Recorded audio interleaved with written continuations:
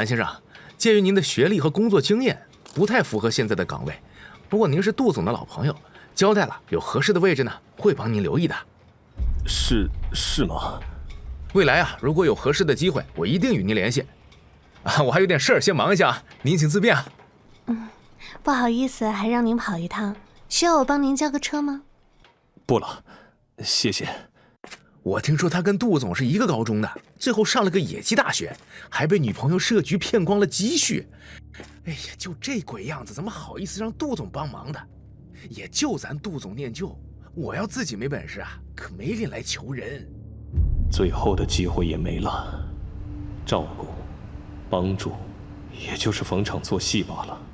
一个失败的成年人，过着狗屎一般的人生。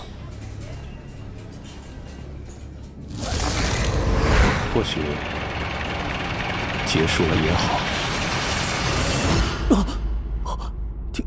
停电了，人都去哪儿了？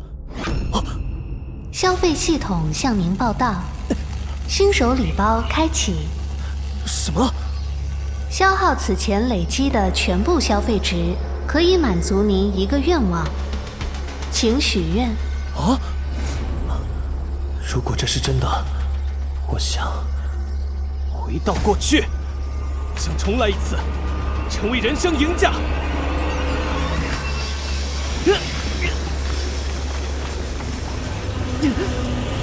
火车？啊！我怎么变年轻了？难不成是穿越了吗？那个……啊！我去！怎么会是陈妍霏？你跟我说话吗？没有，我只是想问问我们到哪里了。我们高中的女神怎么会坐在我对面呢？莫非是……是那一天，2013年8月30日。美女，还记得我吗？我们是一个高中的吧？对，你也是去大学报到的吧？是啊。可惜你走错路喽。走错？这班车不是到嘉兴吗？我的意思是，你走到了我的心里。神经，这人有病吧？你说，我们的相遇是不是一种缘？潘少豪，有痴汉了！你给老子赶紧滚！以前尴尬的模样简直不堪回首。10多年前我怎么是那个样子的？先吃个泡面压压惊。哼，泡个破面嘚瑟什么？潘家大少爷还真是一如既往，换成以前的我，估计是要怼回去的。但我已经今非昔比了。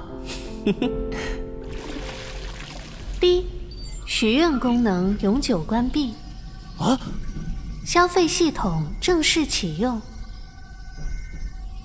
这是什么玩意儿？不会给我送什么神器吧？18岁的我好土，一看就住孤生。提示：通过消费获得经验，可以升级任何属性与技能。这简单粗糙的规则不错啊。等等，我等级1的驾驶，为什么会有等级3的车技啊？是这种车技，赚钱、消费、升级。如果能把各项属性都升级到 LV5，我将成为顶级的存在。在此之前，我也是芸芸众生极其普通的一员。但现在，我终将摆脱我们，超越你们，成为第3种人。他们。兄弟，你泡好了没啊？花钱当然不是问题，问题是现在没钱可花。得想想第1桶金到底怎么能赚来。小妍，我带你去餐车吃高级的午餐吧。我吃泡面。阿姨可没批准我带你吃这些东西啊。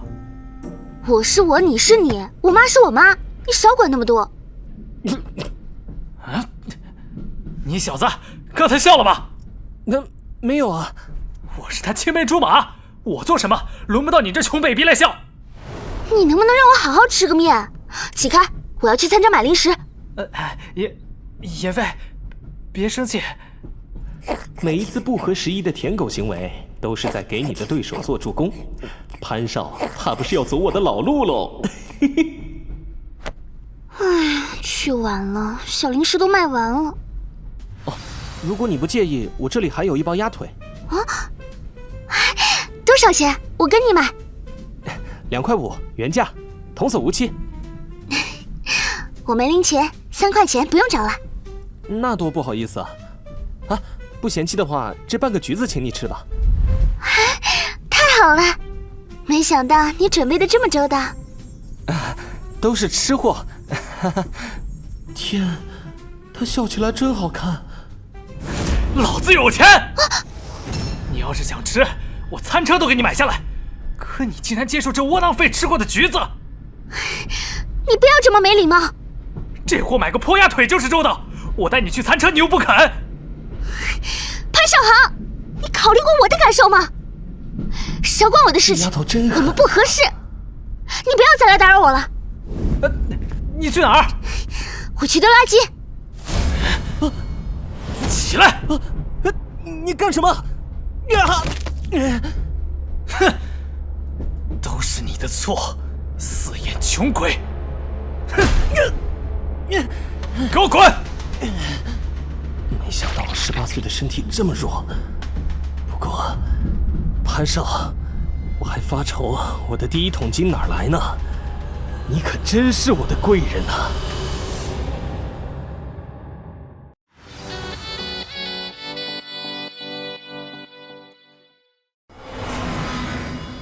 医生，他怎么样了？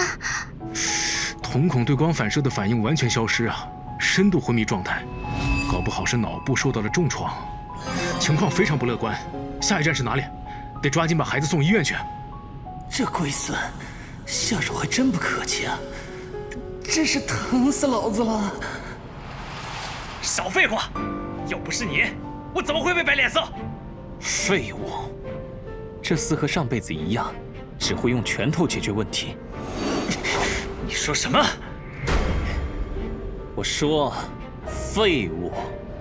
玩狠的是吧？我让你看看，什么才叫做真的狠。如果没有你的助攻，我还真不知道怎么跟陈妍霏打交道。真是谢谢你了。打人了！程景在哪里？老子今天揍不死你！别打了，滚开！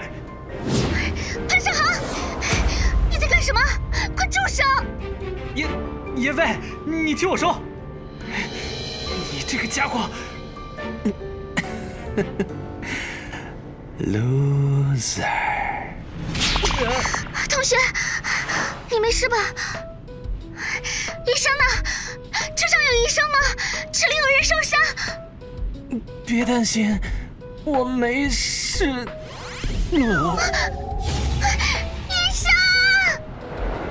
叔叔，是他先开口嘲讽我。胡说！程部长，我全程都看着呢。那个打人的小伙泡妹，妹子不乐意就吵起来了。后来妹子去扔垃圾，他突然就对着孩子动手了。我也看到了，那被打的小哥甚至都没还手。都是我不好，害得他被牵连了进来。你可千万不要出事啊！是我先动手没错，但是他故意嘲讽我。够了，事实都摆出来了，打人的时候怎么就不会想想有什么后果？别以为家里有点钱就能随便欺负人。要是这孩子出了事儿，跑不了你的责任，你这是违法，是要坐牢的，知道吗？妍霏，你帮我说句话呀！你知道我不是这种人。妍霏，对，给爸爸打电话，爸妈这么疼我，一定会想办法。宝贝儿子，你和妍妍到哪儿了？吃饭了没呀？爸！好疼！同学，你怎么样？哪里疼？怎么流血了？同学，你还好吗？我没事。不愧是女神，这谁顶得住啊？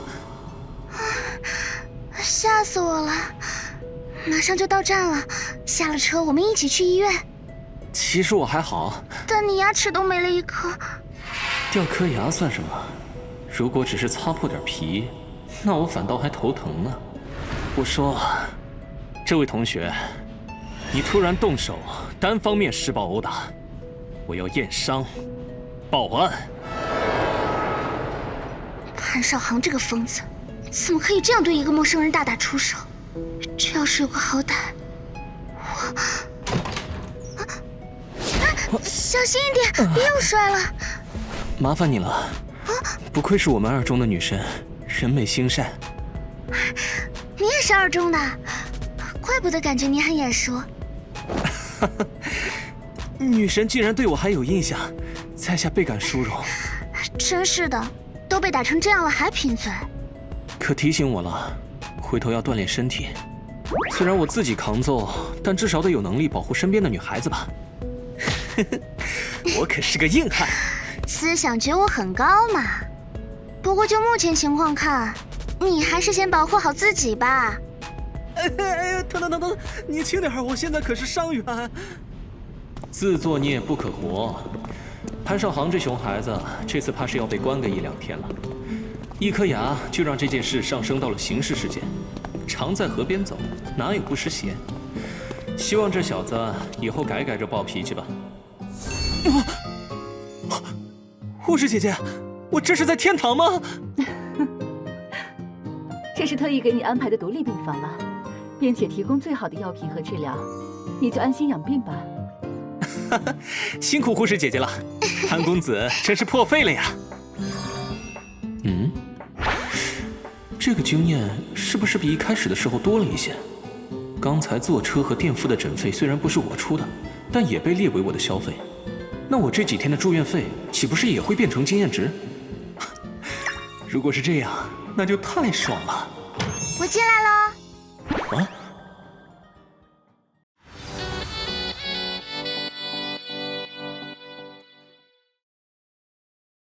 怎么样，韩同学？咱换个称呼吧，一口一个韩同学，听着我老觉得别扭。也是，那就硬汉烈哥。你是不是故意打趣我？烈哥，我要伤心了。烈哥来，我把你眼镜带来了。谢谢啊。上辈子后来和这姑娘几乎没有交集，只听说她的婚礼办得风风光光，真好看呐，性格也很好。想来还真得谢谢潘少航那家伙给了我这么好的机会。一会儿我爸他们就到了，咱俩加个联系方式吧。哦，哎，你用不用飞信？看来你是用的喽。申请发过去了。韩先生，我们进来喽。这边请。爸爸，你没受伤吧？让爸爸看看。同学，对不起，我是潘少航的父亲，我对孩子疏于管教，我和孩子妈妈来给你道歉了。叔叔，我是小贝，您，嘿，别动！小同学，你带着伤不要乱动，万一更严重了，可如何是好啊？妈呀，真给人家孩子打坏了！道歉是应该的，我们家航航就是被我给惯坏了。韩同学，你可千万别和他一般见识，我们会赔偿的。潘叔叔、潘阿姨，这件事也有我的错，他莫名其妙踹我，还打我，我气不过就骂了他一句废物。这一点的确是我不对。这样吧，你听听叔叔的想法，所有的赔偿叔叔都以最高额度来。作为和解费，小韩你看，80万赔偿可以吧？啊，80万？这能加多少属性啊？如果觉得少了还可以加。是啊是啊，不愧是大富豪，这老潘也太舍得为他儿子花钱了。潘叔叔，谢谢您。怪不得陈妍飞刚才一直跟我说要相信潘叔叔是个明事理的人，但是什么？这件事如果您用钱摆平，这只能证明您是一位负责任的好父亲，但是如果这种行为不纠正，就可能会不经意间毁掉他的一辈子。对，我回去就好好教育他，省得他以后又无法无天干出错事。我其实并不想要这笔钱，我是想让潘少航明白，他的恶劣行为会给家人造成重大损失。因为您的态度和诚意，我才会同意和解。可是如果还有下次，你也别怪我没提前知会。我懂。等拘留结束了，叔叔马上就带着那个混小子来给你道歉。亲爱的，你轻点，先让人家小韩好好休息吧。抱歉，那小韩先休息，好好养着。叔叔不打扰你了啊。拜拜。老陈呐，真对不住，我家混小子给你添了这么大的麻烦。要是他以后还纠缠妍妍，我就给他送国外去。可千万不要因为这件事影响咱们两家这么久的交情啊！不至于，这臭小子要是再来烦妍妍，我亲手揍他。大家都是马不停蹄赶过来，应该也累了，就先去忙正事吧。哎，那我就先办事，回孟城后再联系啊。怎么了？潘少航真是的，莫名其妙，蛮不讲理。你没事就好，这潘家小少爷应该不会再来骚扰你。亏你妈之前还和他说路上好好照顾你呢。回头我一定要和妈妈说这事。但凡潘少航有韩烈一半的成熟和理智，都不至于闹成这样。看来你对那小子评价很高啊。你们才刚认识了1天吧？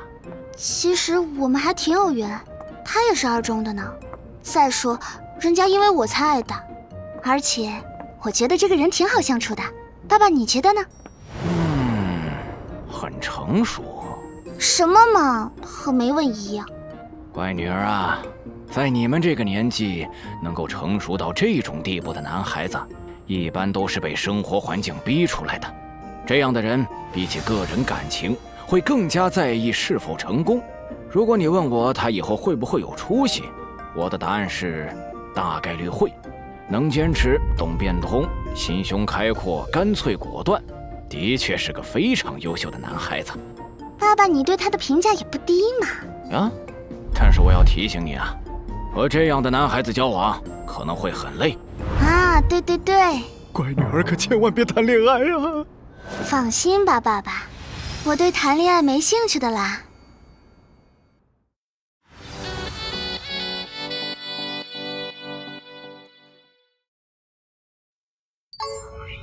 别人花在我身上的钱都会成为经验值，看来之前的推断是正确的。检查费、住院费，还有这2天小护士来换药的费用，都已经产生经验值入账了。潘叔说他还预缴了20万的治疗费用，不过得流程走完了才能拿到赔偿。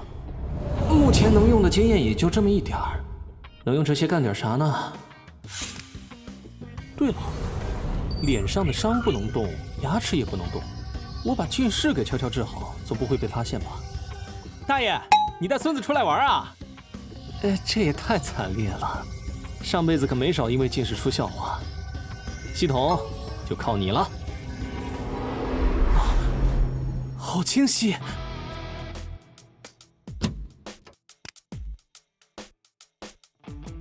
这就是我眼睛原来的样子吗？眼睛也被称为心灵的窗户，而某位大师曾经说过，一双漂亮的眼睛讲究的是结构上的层次感、质地上的通透性，以及色彩上的美学表达。没想到仅仅是修复了眼睛，对一个人的气质竟然有这么大的影响。颜值点数也增加了3点，看来属性之间可以相互影响。优先升级子项目，可以把所有经验最大利用化。谢谢你之前帮我说话，我现在在夫子庙，要给你带点吃的吗？太残忍了，我的牙齿都还没补上呢，你还不如带本书给我。怪我，这不是忘了你牙口不好吗？那我一会儿给你带本书过去。而且你也不用向我道谢，这件事本来就和你没关系。万一我做的太绝，他们把锅甩到你身上，来找你麻烦怎么办？梦城圈子就这么大点儿，在背后被嚼舌根也不会好受的。怎么有种不祥的预感？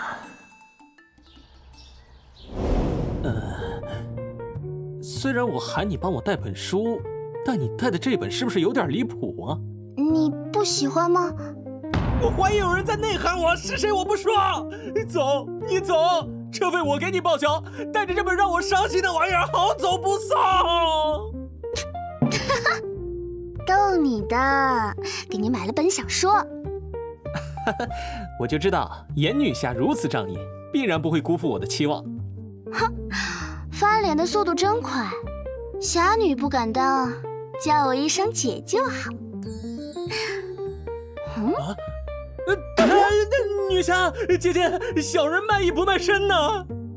谁让你卖身？我是感觉你摘掉眼镜以后变帅了不少。这有什么？等我把伤养好了，还会变得更帅。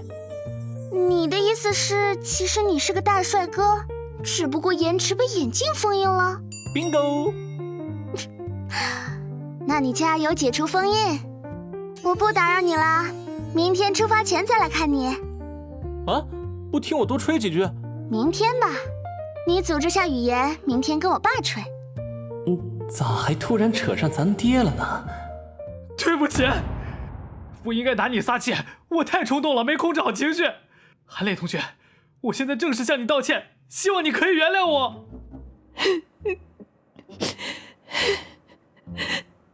我原谅你了，你有一对好父母，别再让他们为你操心了。可恶，好火大！和解书协议的内容请律师看了，老潘做事严谨，协议没有任何问题。除了80万的补偿金，这8万小红包是从那混小子生活费里扣的，算是他自己赔给你的。太感谢了，小韩放心，这种事以后绝对不会再发生。潘叔叔太客气了，算上医院账上的20万和其他补助，一共足足115万。现在钱已经有了，当务之急是要把基础属性先全部升到69。50万这个数字不上不下的，后期升级需要更多的钱。如果只是单纯的消费，那一点意义都没有。要不要把100多万全花光，直接在梦城全款买套小居室的学区房算了？不过那样的话，大学大概就得先吃1年的土了。小韩，我在。我们来看你啦，身体恢复的怎么样啦？叔叔你好。哎，别，好好躺着就行。我和妍妍一会儿要去赶飞机了，走之前想来看看你，这里有叔叔的一点心意。小韩，你把这个收下吧。陈叔叔，这是……之前一直没机会开口，这件事说到底还是妍妍没处理好自己的感情问题导致的。叔叔在这里给你也赔个不是。陈叔叔，这钱我不能收。潘少航发疯和陈妍霏有什么关系？从我的角度上看，陈妍霏也是个受害者，陈妍霏并没有错，您别怪她。就算是换了别人，我也还是这个态度。果真是英才出少年，叔叔明白了。等放假回梦城，你一定来家里做客。那就先谢谢叔叔了。对了，小韩成绩应该不错吧？如果学校和妍妍离得近，那叔叔可要麻烦你多照顾照顾她了。啥？我在上外，不过是上外人文学院。人文学院一般都是民办3本。三本？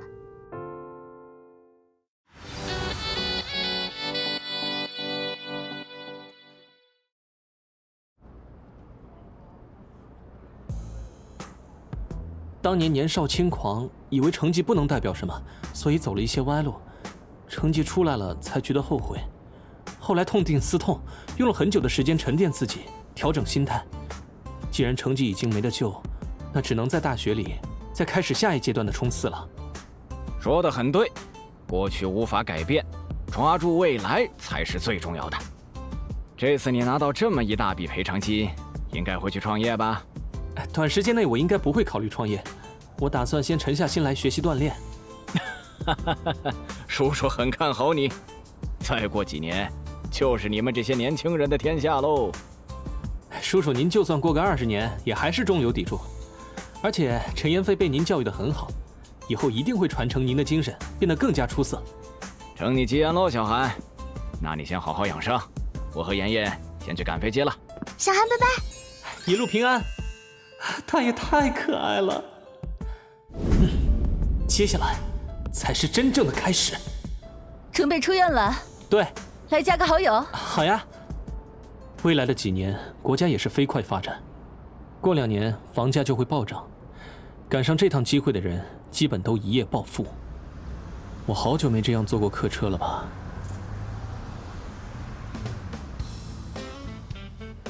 40到60平米之间的小户型，建成时间不能超过20年，带学区户籍，有合适的我直接付全款。这套朝向不错，边上就是学校，和之前看的几套比起来，价格也实惠。就这套了，没想到价格比想象中还要便宜。我记得爸妈一直帮我存着一笔用来买房的首付金，把这2套房子租出去还月供，等房价最高点卖掉变现。烈烈勇敢飞，爸妈永相随。不过现在有更重要的事。这么重要的事，奢侈一点不过分吧？100多万的经验值，改头换面的时候到了。哼，换掉吧，我的牙齿！鉴于换牙整体消耗经验值超过当前级别，命令无法执行。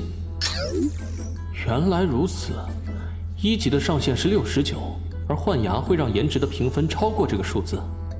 看来得先升到2级，就先把属性和知识技能拉满。幸好买了房，不然这个100万消费就难办了。这股力量感，大脑变得清明起来了，思考的速度也更快了。我去，变体不停地往脑子里钻。等一下，早知道就一个一个来了。我还活着吗？今天是不是还有面试？对，我重生了。早知道就晚点再升级知识和技能了。怪不得老人都说一次不能吃太撑。好像不单单是思考的速度变快了。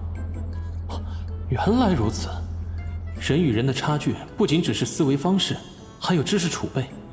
有些知识看似没用，但会成为构筑思维不可或缺的一环，两者互相影响，缺一不可。也就是说，只要给我足够的时间和经验，我也将成为最顶层的精英。Hello， 是韩烈同学吗？还不来学校是打算复读吗？军训马上也要结束了，你的老师很关心你。没有，我的伤势真还没好，过2天稍微好点了，我马上来报到啊。您已满足所有升级条件，消费系统已升到2级。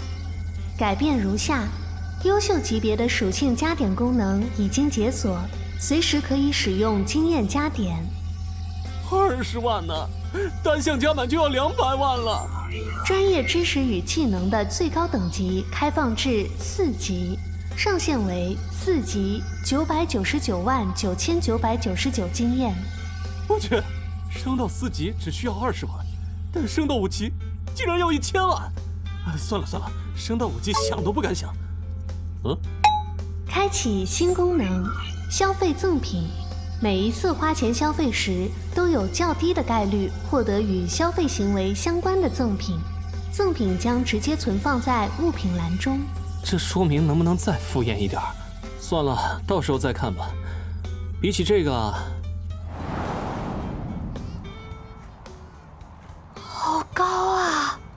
是新生吗？上外人文学院，我回来了。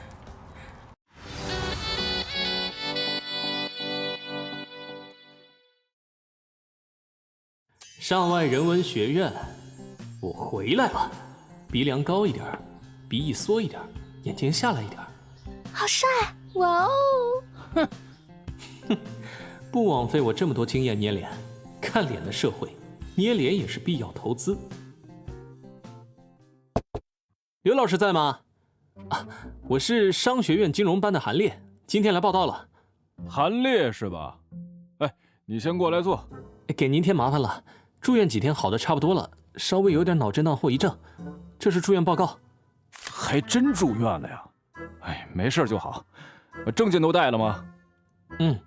我们先把手续办好，缴完费我带你去认认路。这刘胖子上辈子就不是什么好东西，但这货头脑简单，四肢不发达，很好应付。辛苦老师了。那个，咱们班宿舍环境咋样啊？你分到的那间寝室挺热闹的。这样啊？医生特地告诉我要静养，受不了闹腾，这是一点老家特产。我可以想办法给你申请一间私人寝，不过费用会贵一些。上辈子和5个疯子分到一个宿舍，差点把我折腾没了。这辈子我可不想再体验一次。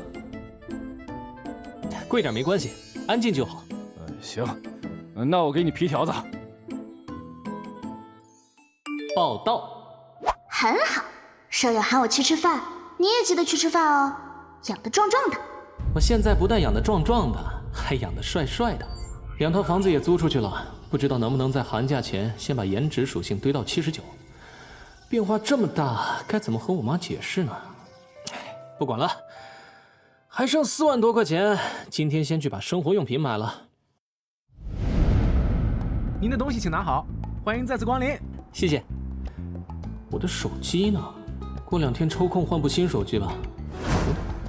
小罗，我记得他家里很困难，学费都是靠自己赚的。啊，这套书多少钱啊？这套168。你这2手书还按照原价卖啊？100，再送你1套杂志，这可是珍藏版的。你的珍藏美女杂志还是自己收好吧。您购买了一套人生宝典，触发消费赠品功能，获得1项额外赠品。啊，这是在暗示我多修身养性吗？一本平平无奇的经文，用心诵读全文，每个级别都可以增加1点智力属性。按照现在的情况来看，升到天才级别后每提升1点属性，都是一笔巨大的经验花销。真是好东西啊！怎么了？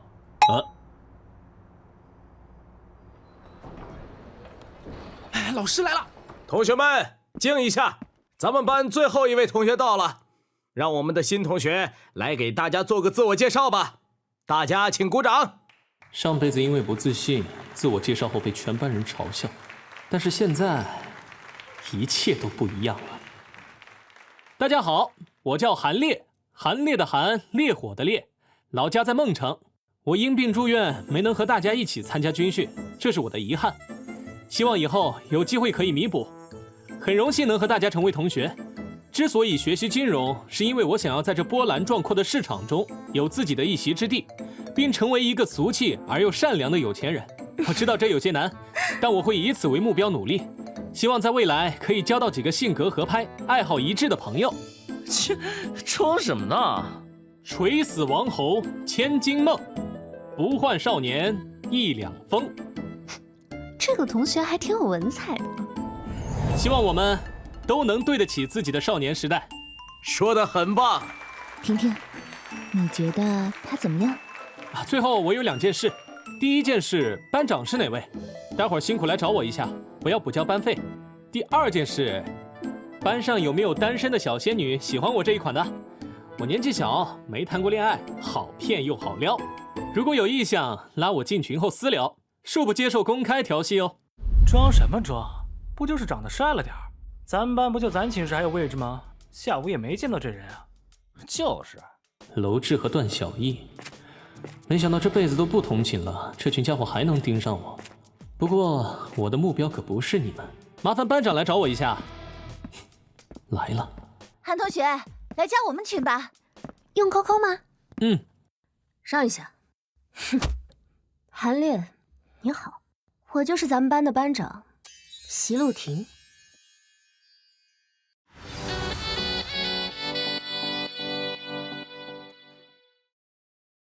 席路婷，2件事：第一，找你收班费；第2，拉你进群。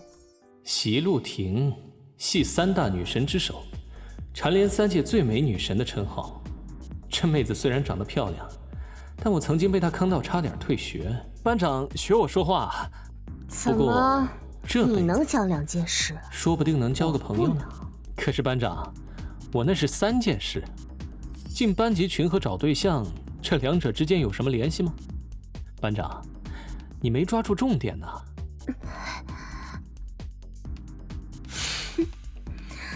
有没有一种可能，其实并不是我抓不住重点，而是我根本不关心你的第2件事？好吧，请问班费多少？班费200，气质变了，是同类。对了，如果有活动的话，会提前通知吗？当然，会至少提前3天通知。帅哥，拉你进班级群啊！那就麻烦你们了。我叫余韵，老家在江南。余韵悠长，不错的名字。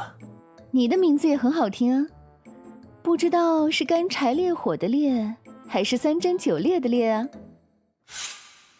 是我玩笑开过火了吗？韩烈，你手机是什么牌子啊？我好像没见过。山货大米。你这气质，怎么看都是家境优渥的小少爷吧？是因为有什么特殊感情吗？穷。你在逗我？你不爱理人就算了，谁稀罕？不是我不想理你，是我不想再体验一次被当饭票的感觉了。毕竟上辈子在他的鱼塘中就有我这条大冤种。哎呀，让你破费了！呸，400-500的礼物也好意思送给我？韩烈，你不喜欢余韵吗？她长得多漂亮啊！是啊，班长也很漂亮。刚认识，哪有喜不喜欢一说？班长当然漂亮，但不代表我非得盯着最漂亮的那个吧。再说了，我更注重心灵美和契合度。韩烈，你不等电梯吗？不用，我寝室楼层低，爬楼梯比较快。你们还有烟吗？给我拿一根。啊！你不进来就滚！杵在那里当门神呢！哎呀，能麻烦你从我的桌子上下去，然后把椅子扶起来吗？如果我说不呢？你的床是哪一张？睡你隔壁床，怎么？哦，那就好。这小兄弟可真有意思，笑死，还想找后账啊？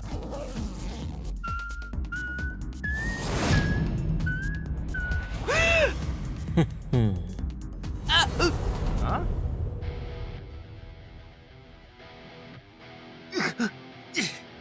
你小子！等等，哥，冷静！我看到这人刚才从包里掏出了一把羊角锤，羊角锤呀！正常人包里咋可能带这玩意儿？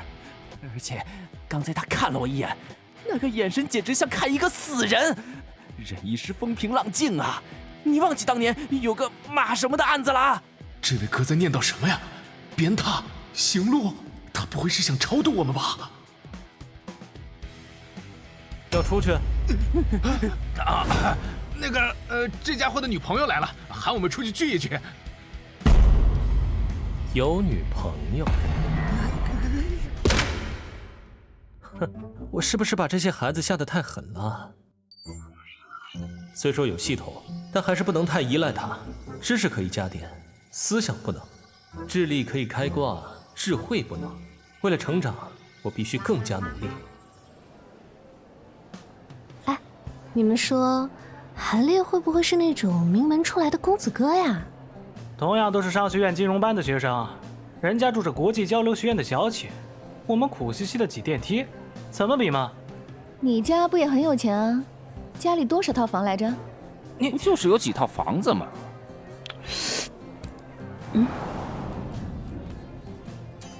年轻的感觉真好。早上好呀。早上好。韩烈，听说你住在下层呀？你这是怎么弄到的名额？太厉害了吧！只是运气好，恰好有机会而已。商法老师有病吧？别的老师都不点名，就他屁事多，都给老子让让！没见过帅哥吗？一个个都跟个智障一样。烈哥，快让开！这群人我们可惹不起。是哪个不长眼的还不让？我去！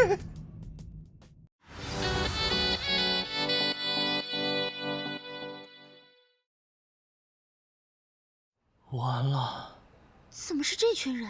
韩烈估计要倒霉了。大哥，大哥，早上好啊！早上好。大哥，吃早餐了吗？今天回来睡吧。今天还是住外面陪女朋友。他们认识？不好意思啊，哥，就让小东北和丁丁先跟你接风吧。哦，不着急。不上来吗？大哥和大哥的朋友先让，我们人多，等下一趟。愧是蔚蓝的超 S 级身材，失礼了，失礼了。厉害啊，烈哥！黄哥他们好像很怕你，你们是之前认识的吗？麻烦你别朝着我喷口水，我不好这口。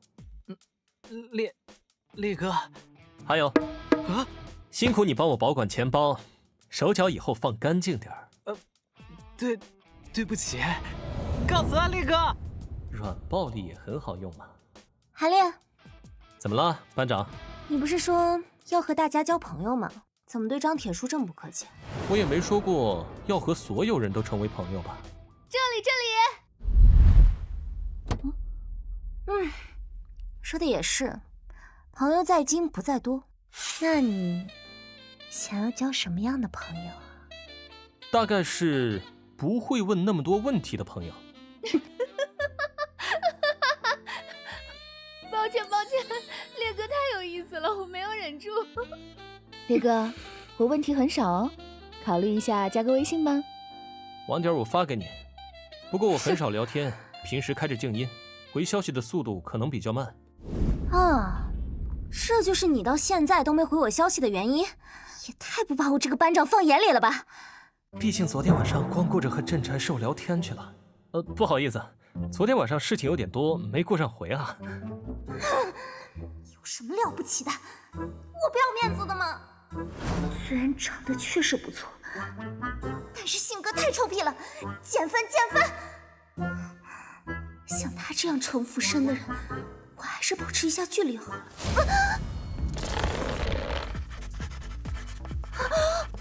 虽然会计学技能到了3级，但界限却很模糊。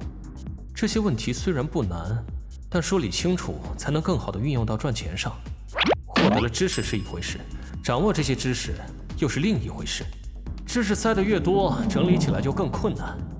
在关键时刻无法精准提取所需的内容，这些知识反而会变成负担。不如趁着现在抓紧掌握这些知识，避免以后的麻烦。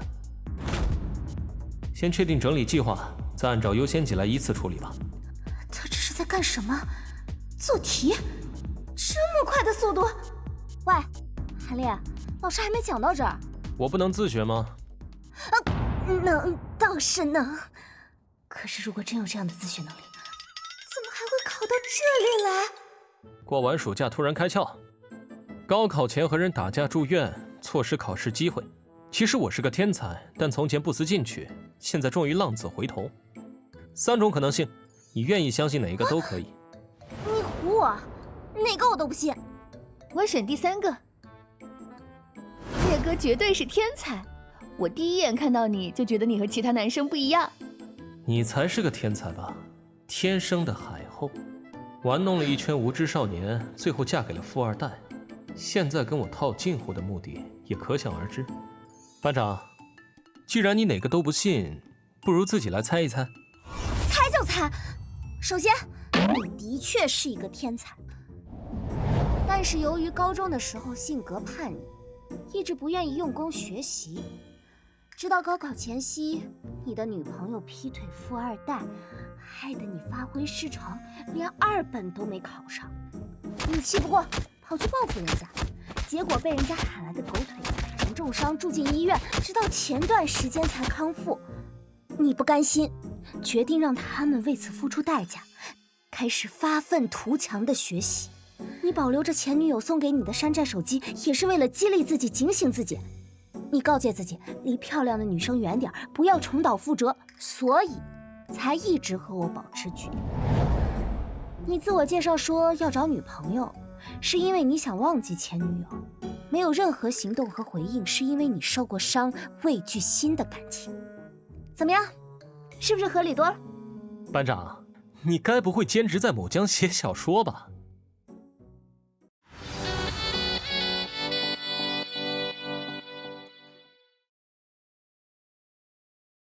你该不会兼职在某江写小说吧？我又要学习，又要管理班级，还得处理学生会的工作，哪来的时间写小说啊？这掩饰的反应，绝对写过。有意思，上辈子完全没听说还有这招。虽然以前被坑得很惨，但席路亭各方面的优秀却都毋庸置疑。性格强势，自持自律，优秀到一般人难以靠近。还以为他毕业后会过得很好，但听说并没有。没想到他还有这样的一面呢。前世从未有人说过他写小说的事，证明他对这件事很谨慎，保密工作也做得很好。对了，当年去他的办公室借打印机，我有急事，你自己弄一下，别乱翻我的文件啊。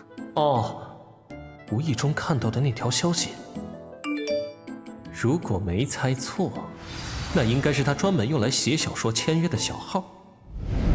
哼，有意思，就让我来看看你藏着什么样的秘密吧。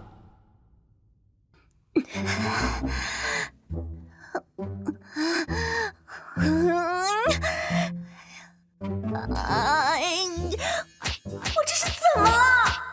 为什么会被他牵着鼻子走？这家伙突然这么说，不会被他发现了吧？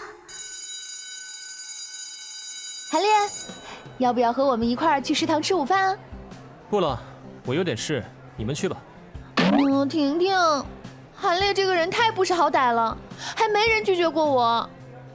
切，你不就是想养鱼吗？哎呀，直男都这样，别放心上啦。趁着明天下午没课，先去买台电脑，顺便换个新手机和手机卡。漫游费这么贵，虽然很缺经验，但我现在更缺钱呢。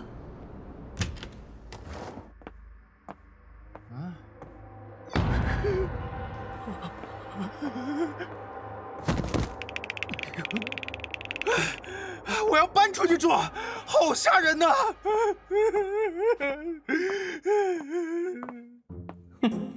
吓小孩真有意思。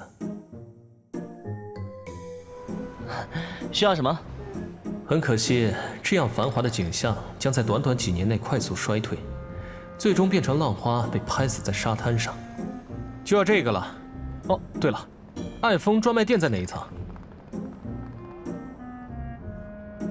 刷卡还是现金？刷卡。虽然价格有点贵，但在未来1年半内，5S 各方面的性价比都是最高的。爱丰手机用来办公以及日常使用，还有电脑，还是买笔记本吧。有些组装主机的商家太会坑人了。2块5，瓶子可以退5毛。爽！2块，收好。买完手机、电脑就剩1万5了，回头报驾校又要花几千块钱，不能再浪了。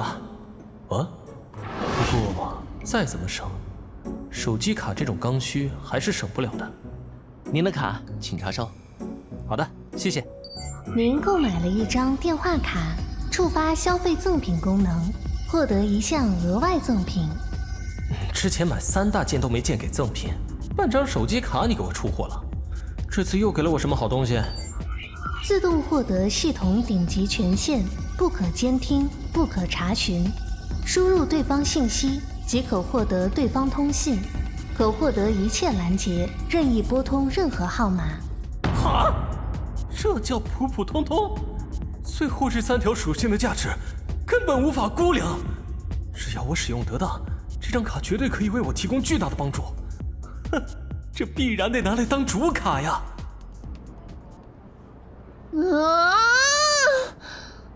婷婷，你说韩烈这个人，怎么又问他？你看啊，他住在国际寝，家庭条件应该不错吧？段小艺他们几个也很有钱啊，但在气质方面就完全比不上韩烈，除了有点不爱搭理人。可能他性格就是这样吧。手机号和飞信号都是这个，尽量不要外传。这个手机号是？手机号的等级分为很多种，最高级别的号码一般都掌握在高层手中，只能走正规渠道拍卖或者申请。在懂行的人眼中，这号码可不仅仅代表有钱。139是1995年首批开放的移动号段，6666价值仅次于11118888的尾数4连，再加上一个地区代码，了解号码规则的人就会自动脑补，用来打脸简直满分。这个号码怎么了？没什么，看到了个下人说。对了，你加上韩烈的微信了吗？切，这个狗男人让我保密，结果自己到处说。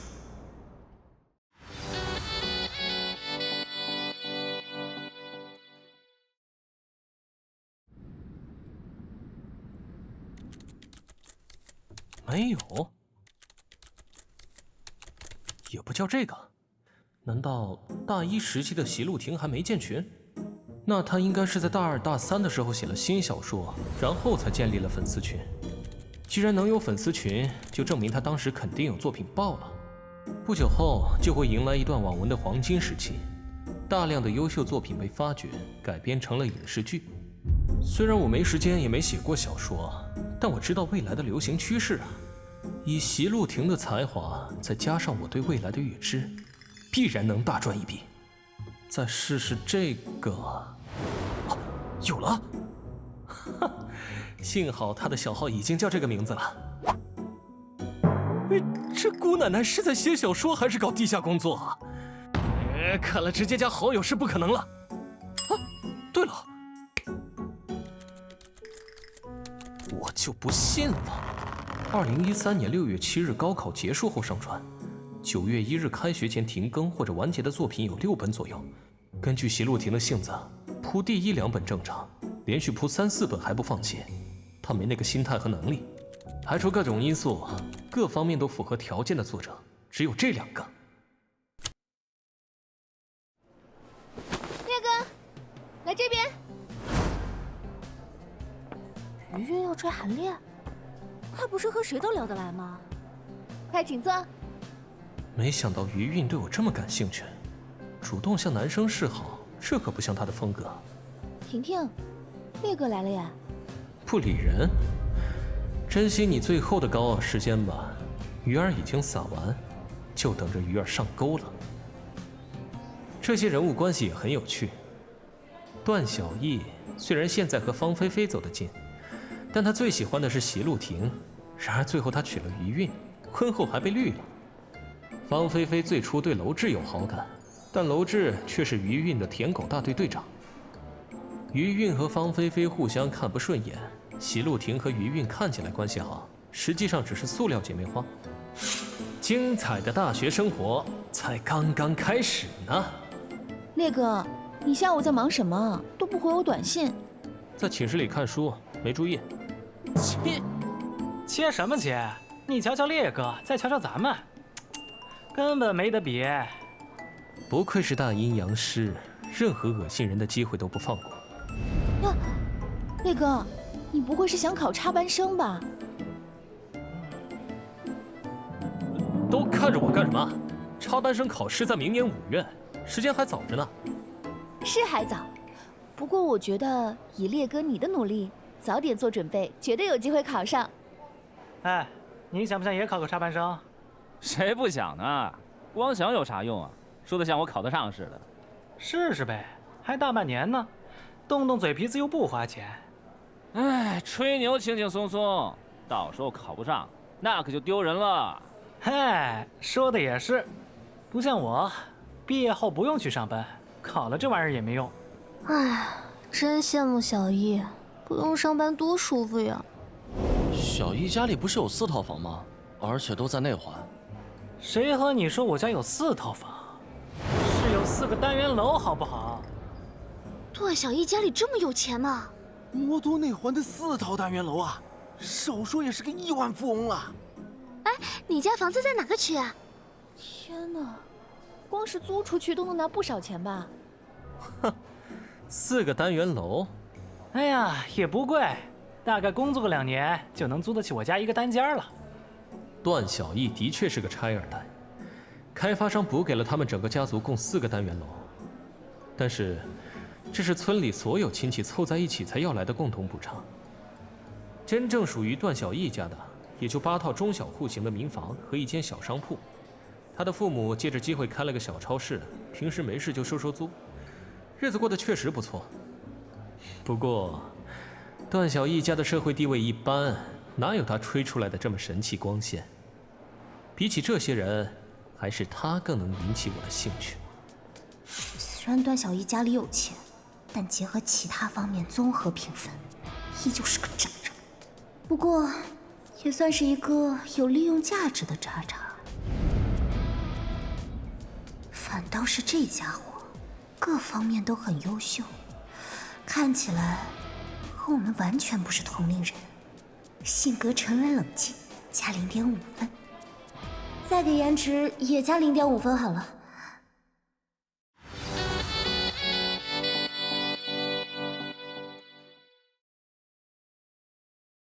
哟，烈哥这么用功，怎么着？真惦记着考插班生呢？你打算考哪？再说吧。我就说他怎么表现的和整个金融班都格格不入，对同学们也没什么兴趣。说不定他压根就没打算在人文待多久。真没想好，谢谢关心，但你问早了。我看你高数都快学完了，你不想考插班生的话，学什么数学啊？咱们学校又用不上，怪不得你不爱搭理人家。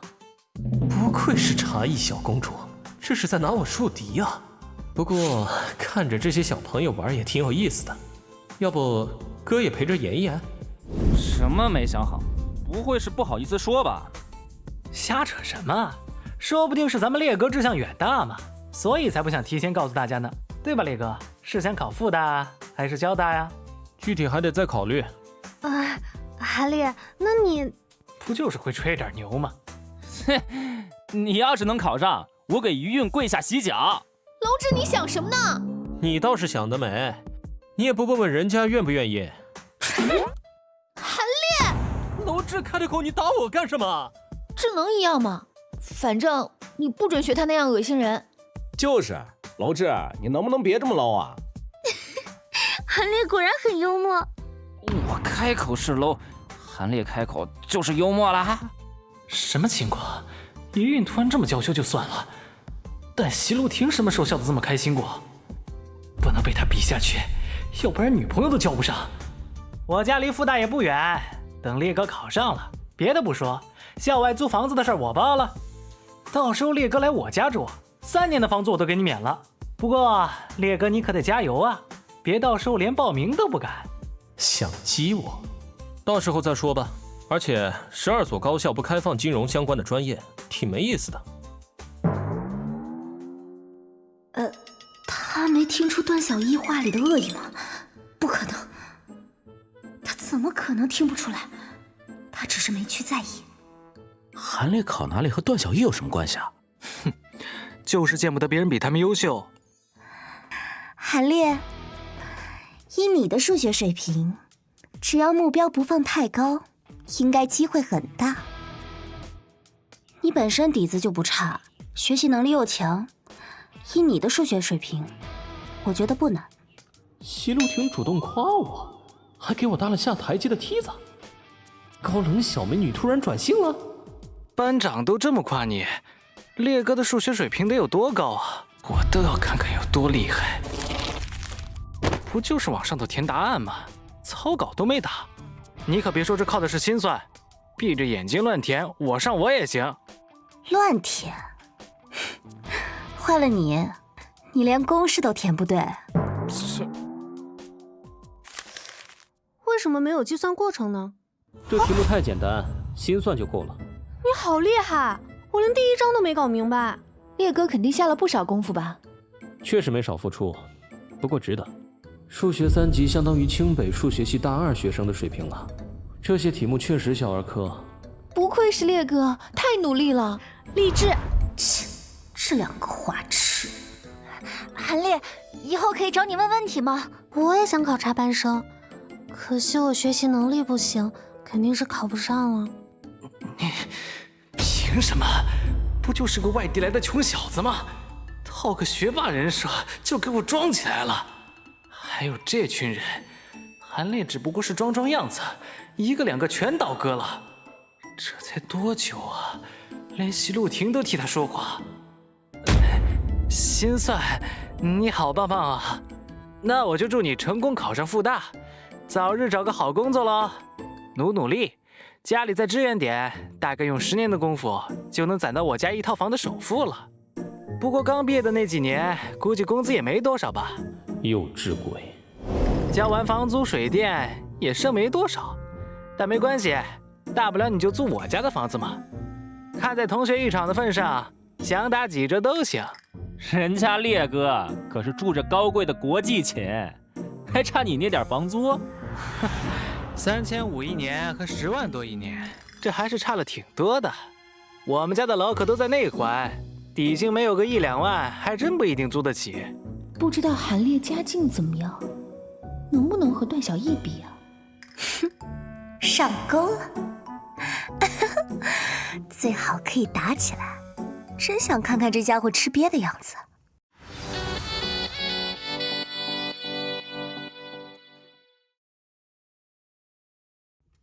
到时候我再亲自出马力挽狂澜，看他还玩不玩欲擒故纵那一套。狗男人，上来和我狂！你家哪套房子那么贵啊？我家哪套房子都这么贵。哼哼，小朋友，你不会真把全村凑出来的那4个单元楼都当成你家的房子了吧？不会吧？被我说中了？你在扯什么？什么情况？不太清楚。杨浦区新苑家园4号楼嘛，我知道。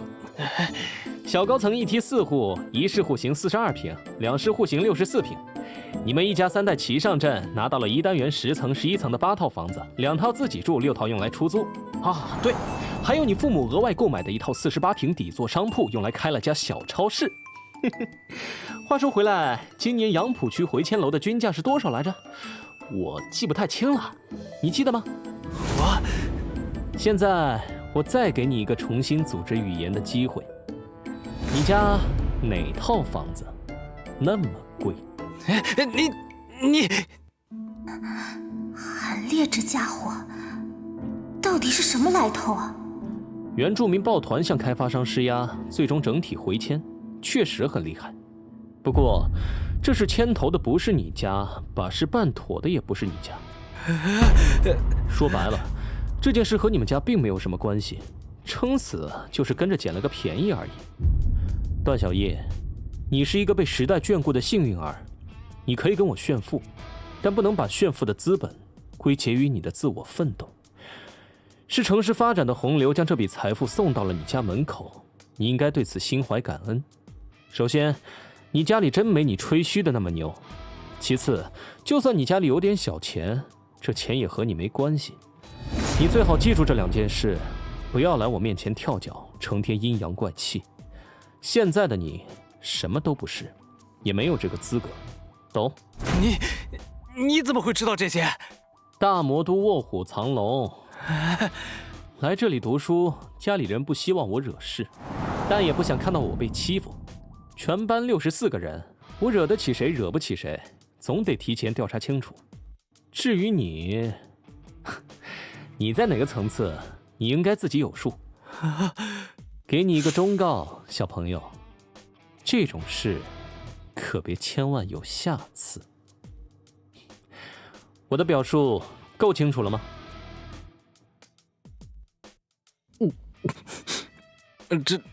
知道了。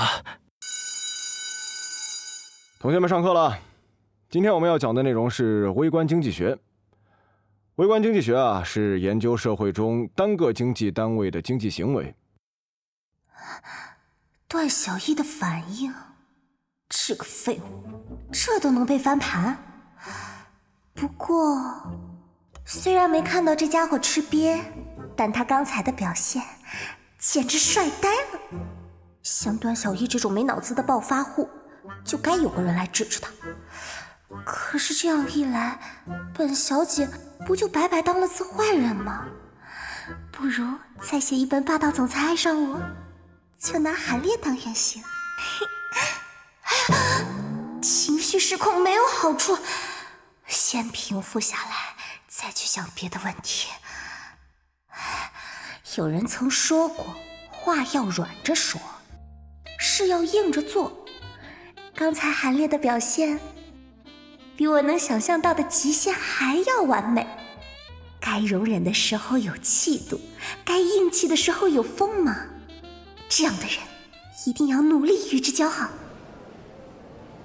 烈哥，午饭去哪里吃啊？我和婷婷去食堂，要不要和我们一起啊？食堂太贵了，吃不起。我才不信，吃不起食堂却用得起刚上市的5S。对啊，钱都拿来买5S 了，所以现在只能吃土了嘛。切，没关系，我请你。真的假的？我可没钱回请啊。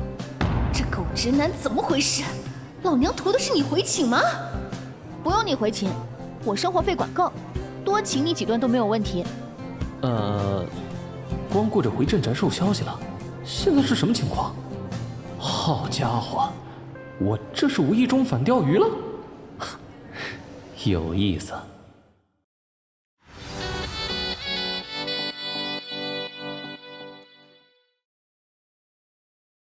这不好吧？真是的，烈哥你别装样子了，来嘛来嘛，就给人家一个面子嘛。好，那我就不客气了。在混吃混喝这块儿，哥还没怕过谁。你们笑什么？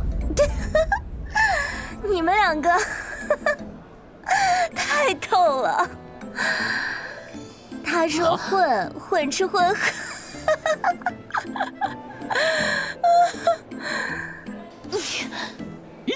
爽！你是不是故意的？我故意啥了？你当我是 low 智呢？我只吃正经的食堂。哼，我到底是怎么了？竟然会对他做出这种举动？他不会觉得我很轻浮吧？烈哥，和韵韵混吃混喝多恶心，要不还是我请你吧。我就是个吃软饭的，只要够香够软，吃谁的都一样。要不你和余韵商量一下？有了段小艺的这波助攻，他们好像对我更上心了。但是我只想好好搞钱呢。虽然她们都是大美女，但是和她们正儿八经谈恋爱，那还是算了吧。一个纯恋爱脑，一个想嫁富二代，我可招惹不起。韩烈这个反应，是对我俩都没兴趣。也是，看他先前的表现，估计来头不小，说不定什么样的美女都见过了。像他这样的男人，难追才是正常的。只要他家境殷实，暂时受点委屈又算得了什么？烈哥，韵韵，你不是刚买了一套护肤品，没有多少生活费了吗？这顿还是我来请烈哥吧。那护肤品哪是我买的？明明就是他们送的。一顿食堂我还是请得起的，显不着你。那就你请呗，到时候别来哭穷。那个，你们不饿吗？对了，烈哥，你为什么突然换手机了呀？怕班长拿我编故事呗。那手机再用2天，搞不好全校都要说我对前女友余情未了，受过情伤了。我可没到处说这些。烈哥，你真没处过对象啊？真没处过，高中太不起眼，没人看得上我。切，真会骗人。你说啥来着？没听清。没啥，楼子说烈哥你太谦虚了呢。不过烈哥确实谦虚。哼，那烈哥喜欢什么样的女生啊？跟大家说说嘛。我喜欢什么样的女生？我想想啊，大概是那种不用特别漂亮，但是温柔懂事、三观合得来，相处起来很舒服的女孩子。原来烈哥这么传统啊，怪不得烈哥没处过对象。不过没事，像烈哥这样的好男人，肯定配得上最好的。什么样的才是最好的？啊？这问题当然是烈哥自己决定啊。韵韵说的对，烈哥喜欢才是最重要的。虽然我对韩烈没那意思，但平白成了他俩的假想敌，真令人不爽。再说了，真要是比，我也不见得输啊。真幼稚，成天比来比去。好了，烈哥，走吧走吧，打饭去了，一会儿好吃的都要被抢完了。我还买了点水果，韩烈，我们一起。他人呢？不会是跑了吧？在这儿呢，哪能真白吃你们的东西？喏，不清楚你们的口味，甜品应该都喜欢吧？买了好几种，你们自己挑。啊，我要草莓的。这群孩子真好哄啊！班长不吃吗？这可是动物奶油，可健康了。你不喜欢吗？不吃的话给我吃，这玩意儿老贵了。凭什么便宜你？这招还是这么好使啊！不过烈哥怎么知道我想吃这家的蛋糕啊？这家店可不便宜呢。烈哥破费啦。客气，你这一大桌子的菜也便宜不到哪儿去。是啊，还有2个大鸡腿呢，标准挺高的嘛。那是，我请的客哪能让烈哥吃的不好啊？方菲菲这家伙，这么快就开始找茬。我这不是担心你把自己吃穷了吗？只要烈哥需要，我可以把烈哥养到他发生活费为止。那还是不妥，按照今天的标准，1周我就会把你们吃破产。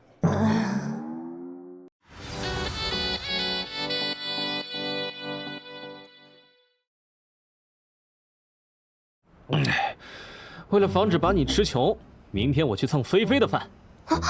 行啊，明天我请烈哥吃好吃的。女侠仗义，那是必须的。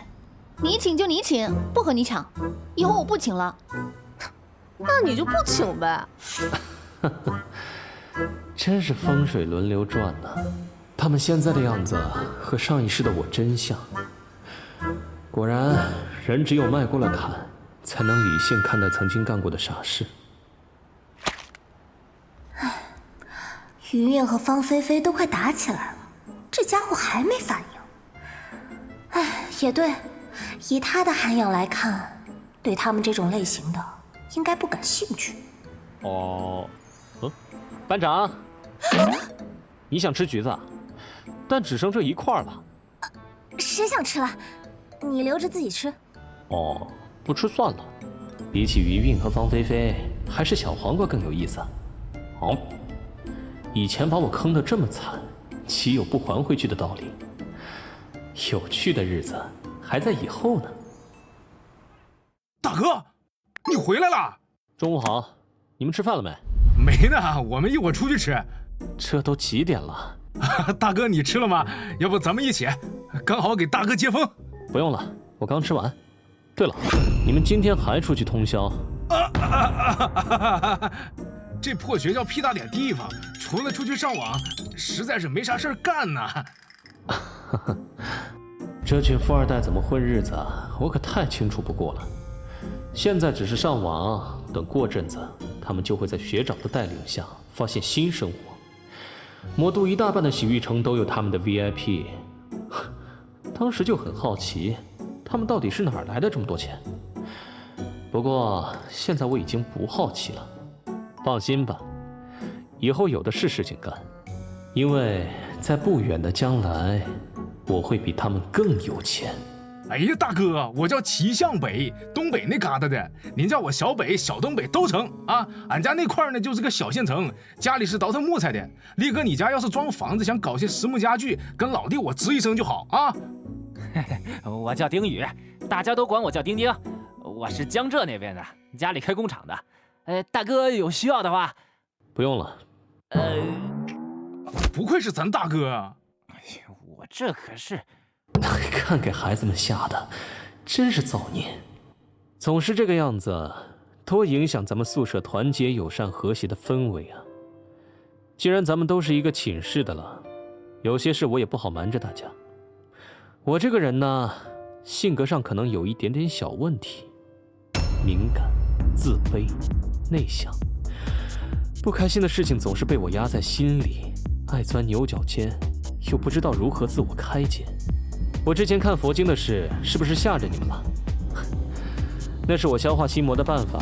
其实我很看重感情，就是有点不善于表达。既然在一个寝室，那也是上天给的缘分。以后呢，就请各位多多关照，希望我们能成为真正的朋友。这哥们儿还不如不解释呢。慈悲、敏感、心魔，你这 buff 叠满了呀！妈妈，我想回家。你们怎么了？要不是这附近的房子太难租了，我真想现在就搬走。但我咋觉得烈哥好像是在逗咱们玩呢？你这么一说，好像确实有点那意思。但我还是觉得烈哥身上多多少少带着点邪性，怪吓人的。哎呀，你能不能有点出息啊？哎，你想啊，有这么一尊大神罩着咱，以后我们岂不是能横着走？以后咱们俩在前头耀武扬威，烈哥左手佛经，右手锤，在后头给咱压阵。哇，那画面岂不威风啊？哎，可拉倒吧，我真搞不定烈哥。你搞不定，但你姐姐搞得定啊！丁香姐一出马，还有啥样的汉子是拿不下的呀？给老子滚蛋！就算全天下的男人都死绝了，老子也不会让我姐嫁给一个阴暗男。我开玩笑的。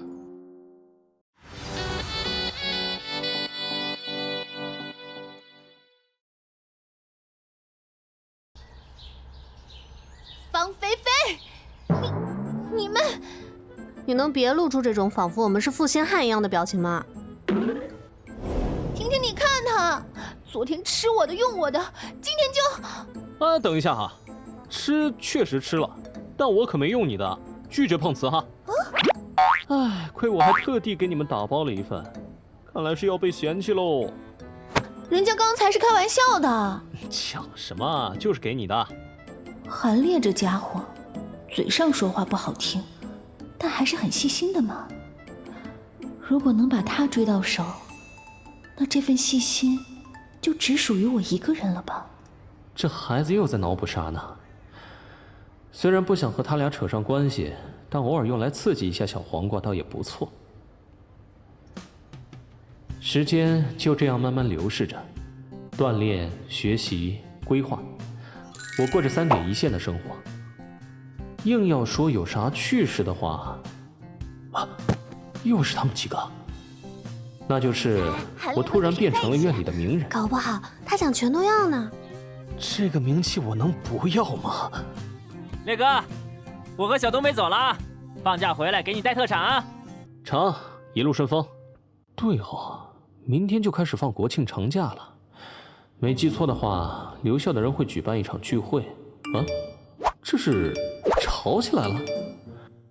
娄志这家伙说话真是欠收拾。话说回来，这还是开学以来第一次班级内部闹矛盾呢。小黄瓜现在估计大家先别吵，急得焦头去哪里烂额吧？我们可以投票，麻烦一些同学不要阴阳怪气。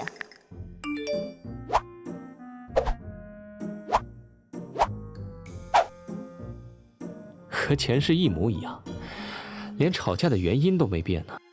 一个班里有人只能拿3本毕业证，有的人却能拿到2本毕业证。有人的地方就是社会，有时候甚至分不清谁对谁错，一句无心之失就能激化彼此之间的矛盾。齐路亭管理班级主要靠的是个人魅力，大家给他面子，他说话才有用。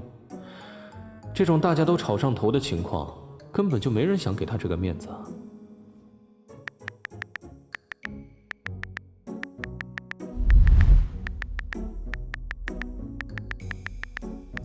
虽然不想管这件事，但看在能刷好感的份上，能帮就帮吧。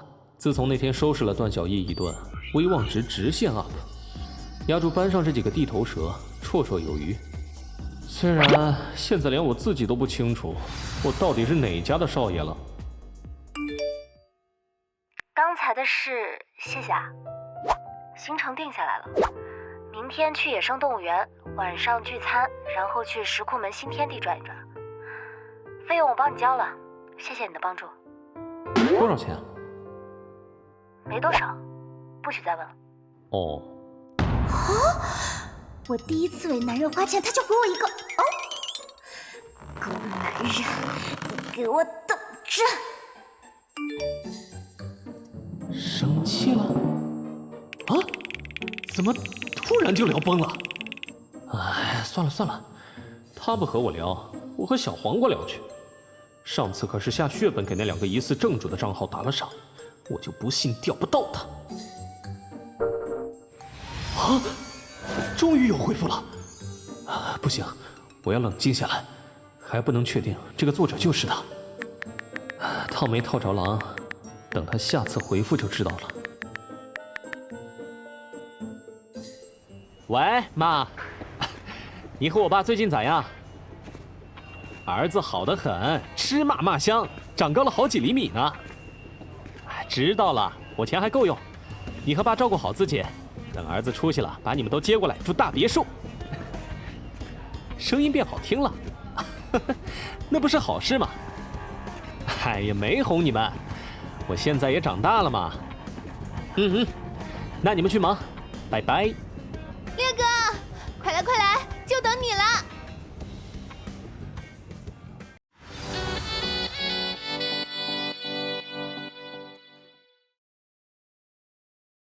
烈哥，快来快来，就等你了。路好滑啊，烈哥。这摔的也太假了吧！你不是要回家吗？而且你生活费够用吗？不用你管，我妈咪给我打了生活费。不就是想趁我不在好下手吗？你晓得没？先松开，这大热天的。啊，段小艺和陈平都舔着脸来了，楼志那家伙竟然没来。好了，大家都到了啊，出发吧！我去给大家买地铁票，大家跟着我，不要乱走。哇，班长腿真是绝了呀！这就绝了？他现在那双筷子腿有什么好看的？哼哼，1年以后健身有成的西路挺，那双腿才叫绝！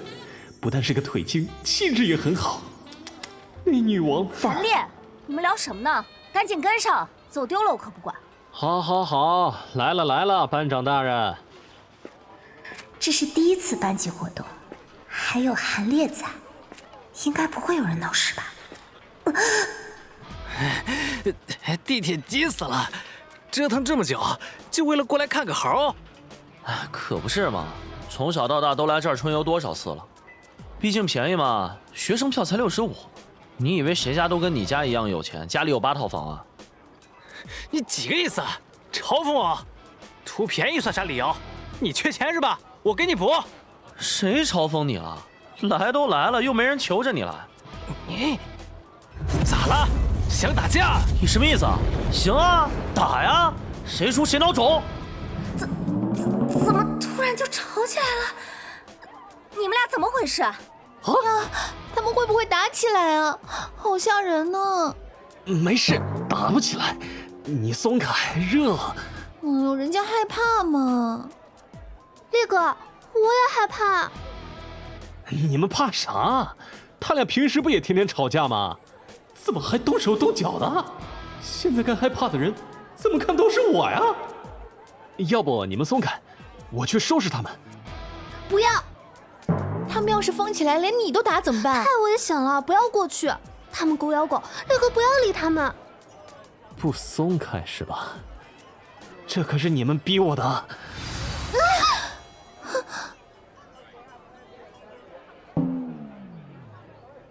总算松开了。这俩女生上辈子没一个正眼看我，这辈子还比上了，真是嘲讽。难得出来玩，你俩人还干架，一点小事就打得鼻青脸肿的。啊？看我干啥？帮我！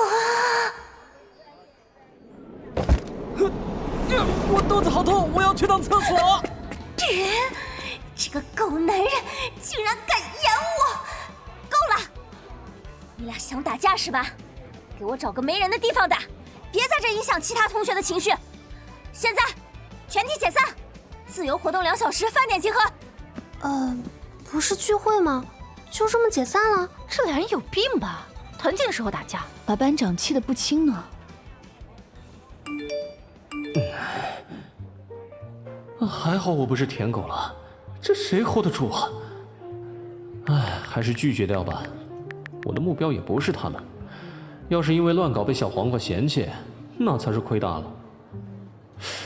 小黄瓜应该已经把事情解决了吧？一会儿给他消消气。这个狗男人竟然自己跑了，竟然还指望他帮我解围，我再也不理他了。救救我！我才不理呢！哼，我才不是想理他，我只是好奇而已。怎么了？舅舅，肚子痛，没带纸。那我也没办法，我又进不了男厕所。这小子总算落我手里一次了。你和那看门大爷讲两句好话，很简单的。哎呀，小韩啊，求人咱得有求人的态度呀。姐，求你了，姐。你再好好想想，应该叫什么？要是能叫我一声无敌善良可爱的小仙女，我也不是不能帮她。妈，姑奶奶，叫姑奶奶也不行。那亲爱的。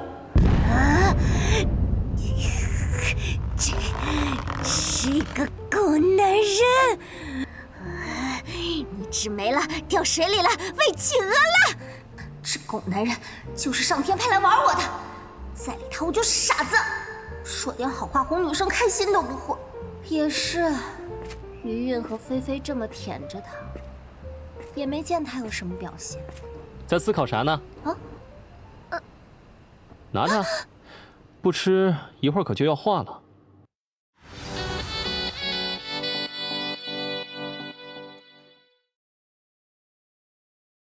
古人云：“文似看山不喜平。”平铺直叙、不能充分调动读者情绪的文章，不是好文章。谈恋爱也是同理，不能充分调动情绪的恋爱，同样不是好恋爱。先让人生气郁闷，然后再制造惊喜，从而制造巨大的反差。有了情绪波动，反而能使感情更加稳固。舔是没有用的，只有掌握了增进感情和维持新鲜感的方法，才能真正吸引到对方。赶紧拿着，我排老长的队才买到的，肯定好吃。别磨叽，我刚买好纸，现在肚子憋得慌，得赶着回去呢。真是的，要去厕所就去，在这故意恶心人。这丫头平时挺高冷，对这类型笑话的笑点倒是很低啊。还不拿着？再不拿，我可就塞你嘴里了。你手洗了吗？又是厕所又是买吃的，洗什么手？我又没擦。既然他的笑点这么与众不同，那我也只能投其所好了。干啥？你这个家伙！笑什么？不行，笑死我了！让我先缓缓。你还在这笑，亏我还给你买冰淇淋。怪不得方菲菲和余韵天天在韩烈面前晃悠，这狗男人是真的有意思。虽然这人有时候很讨厌，但他确实优秀又有趣。虽然谈不上有多喜欢，但要说对他没有好感，我连自己都骗不过。既然如此，给这狗男人一个机会，倒也不是不行。哈，这小黄瓜怎么突然又端起架子了？恭喜宿主经过不懈努力，成功掌握了一项新技能。新技能拉扯，当前等级1。居然获得了新技能！反正还有接近18万的经验值，先把这技能升到3级再说。3级忽悠，3级演技，3级拉扯。哼，这可不单单能用来撩妹啊！一方面可以隐藏自己，一方面还可以试探别人。好吃吗？挺好吃的，牛奶味很足。真的？真没别的味儿？能有什么？你个王八蛋，不想活了是吧？你想哪儿去了？我的意思是，有没有感受到爱的味道？爱个鬼！给我站住！小心！这地方小孩子多，闹腾得很，你悠着点，别摔了。小孩子闹腾点，还能说是因为年龄小，咱班上的那些个同学，一个两个比小孩子还闹腾，一个班里汇聚的奇葩，比我高中见过的还多。都说国教院不好管理，但我觉得人家的班长比我轻松多了，人家一周都碰不上一件破事，咋办呢？一堆窝里横，出来玩一趟都能打起来。人的精力都是有限而廉价的，你明白吗？精力有限，意味着我们一天只能干那么多事。但如果我们无事可做，那么多出来的那些精力就只能浪费掉，变得十分廉价。国教院的人之所以好管理，是因为人家有钱去花天酒地，精力总是不够用，没心思突然去挑衅对方。而我们刚好相反，没有那个资本，憋在这1亩3分地里，只能玩玩手机电脑，精力无处发泄，时时刻刻都在躁动。虽然咱们班小冲突不断，但却不会惹出大麻烦。反而是国教院那边，平时安安静静，一旦出事，肯定就是大新闻。你得先理解两者的不同，才能找到恰当的方式来管理班级。好像确实，你的洞察力太强了。那咱班上这情况，我怎样才能管理好这个班级啊？压是压不住的，这样的冲突以后只会越来越多。有些人不值得你操心，还是让你自己干一些有意义的事情。哦，韩烈说的也没错，只专注于自身的事情，确实是一种办法。你呀，就是太闲了，要把精力放在需要的地方。没有实力的骄傲是傲慢，但若是有实力呢？我虽然有心气，却没有他这样的心态。内心强大又有格局，这样的他，确实有骄傲的资本。不过，你说的有道理，我以后会专注于自身，向你学习。但是，总有一天我会超过你，比你变得更优秀的。好，你好好加油。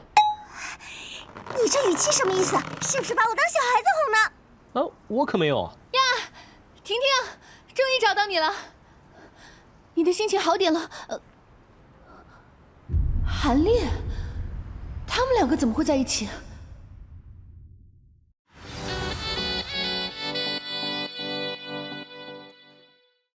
韩烈没回我的消息，是因为他和婷婷在一块儿。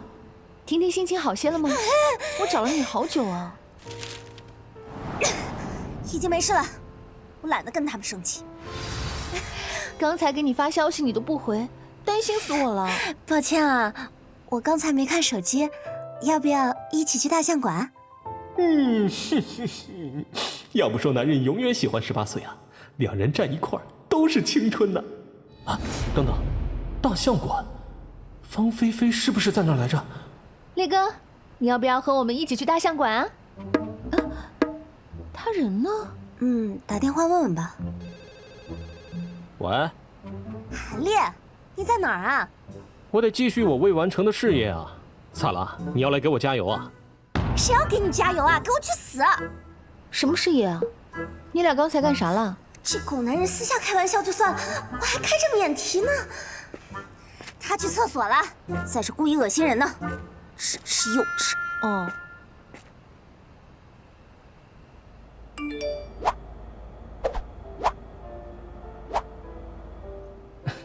还是镇宅兽可爱啊！4点多了，先去和他们集合吧。吃烧烤多不健康啊！吃汉堡也没健康到哪里去。去茶餐厅呗，或者西餐厅。那多贵啊！怎么又吵起来了？要不就别去饭店了，直接去小吃街，大家想吃啥吃啥，还能顺道逛个街。赞成，大家各吃各的不就好了？烈哥想不想吃这个？这个烤鱿鱼好像不错哎。老板，这个多少钱？这孩子原来这么实诚的吗？刚才那顿海鲜少说300-400了吧？怎么样，可爱吧？想不想试一试啊？可爱，但别给我带。你不去找席路婷他们？你们女孩子一起逛街，应该比和我逛街有意思吧？走，你和他一起。我要是和婷婷他们去逛街，烈哥不就落单了吗？虽然不知道韩烈和婷婷单独相处的那段时间发生了什么，走吧走吧，还有好多地方没去呢。但我得抓紧一切机会，赶紧下手。哇，这条项链啊，送给我的？你不喜欢吗？你喜欢这个？当然喜欢，这项链多好看啊！烈哥，陪我进去看看吧。上辈子我饱含爱意，省吃俭用给他买的项链，不就是这一条吗？虽然送给他以后，从来没见他戴过，如今我对他没了兴趣，他却喜欢上了这条曾经被他万般嫌弃的项链。重来一次，这一幕真是荒唐又好笑。包起来吧，开票。既然如此，就让这条项链成为我终结前世舔狗生涯的特殊纽带吧。是买给我的吗？我一会儿得去菲菲面前炫耀一下。打住！信不信我现在就退货？东西不贵，但我不想惹更多麻烦来。你进行了一次意味深长的消费，因此获得了一件特殊的消费赠品。这也能出赠品？宠物牵引套装。当你给猫猫狗狗之类的宠物套上项圈，拴上牵引绳后，就可以放心的带它们出去玩了。哎，这套要是拿来养哈士奇，那可是神器啊！烈哥，我扣不上，帮我戴一下可以吗？我弄这个也费劲儿，男生的手笨得很。没关系，慢慢来嘛。行了，戴好了。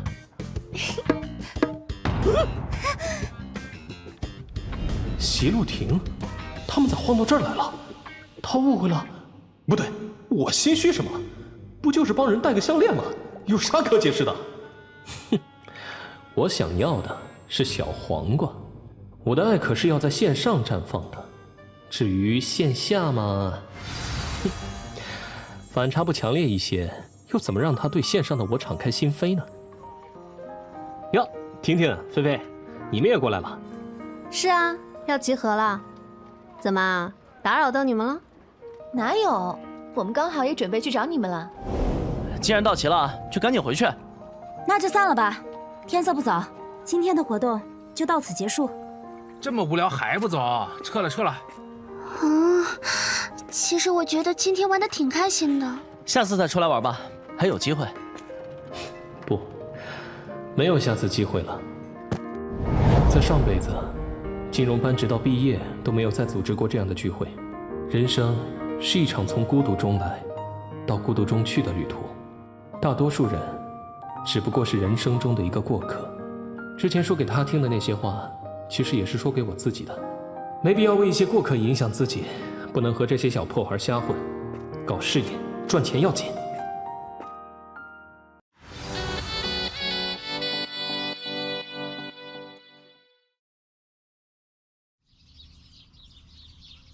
舒坦，啊，这个号码，看来是我小说事业合伙人来了。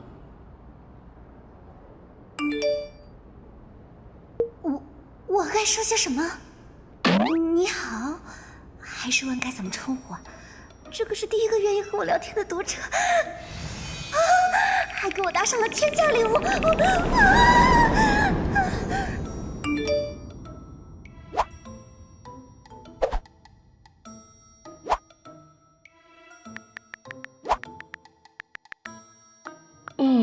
小黄瓜的文风还挺独特的，但这种写作习惯如果用力过猛，就会变成看起来华丽，但实际上没有内容的空壳。同样的，他太过注重自己的文风，却忽略了最重要的剧情设置和基本逻辑。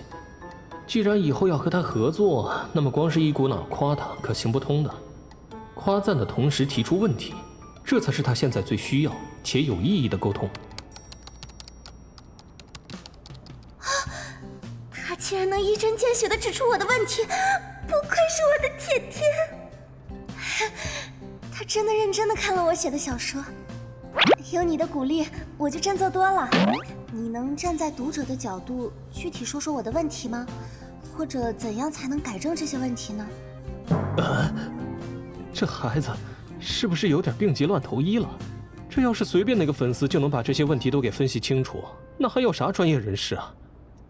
不过小黄瓜运气不错，哥还真就是个专家。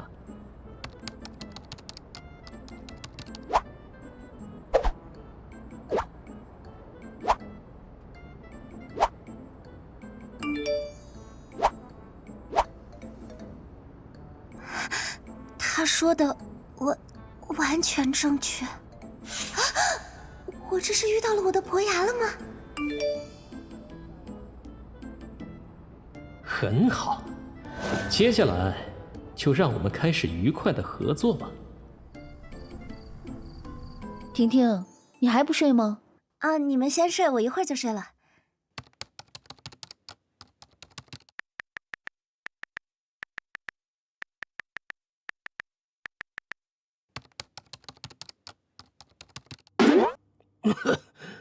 不就是激情戏吗？说的这么委婉。婷婷，还不睡吗？跟谁聊这么投机啊？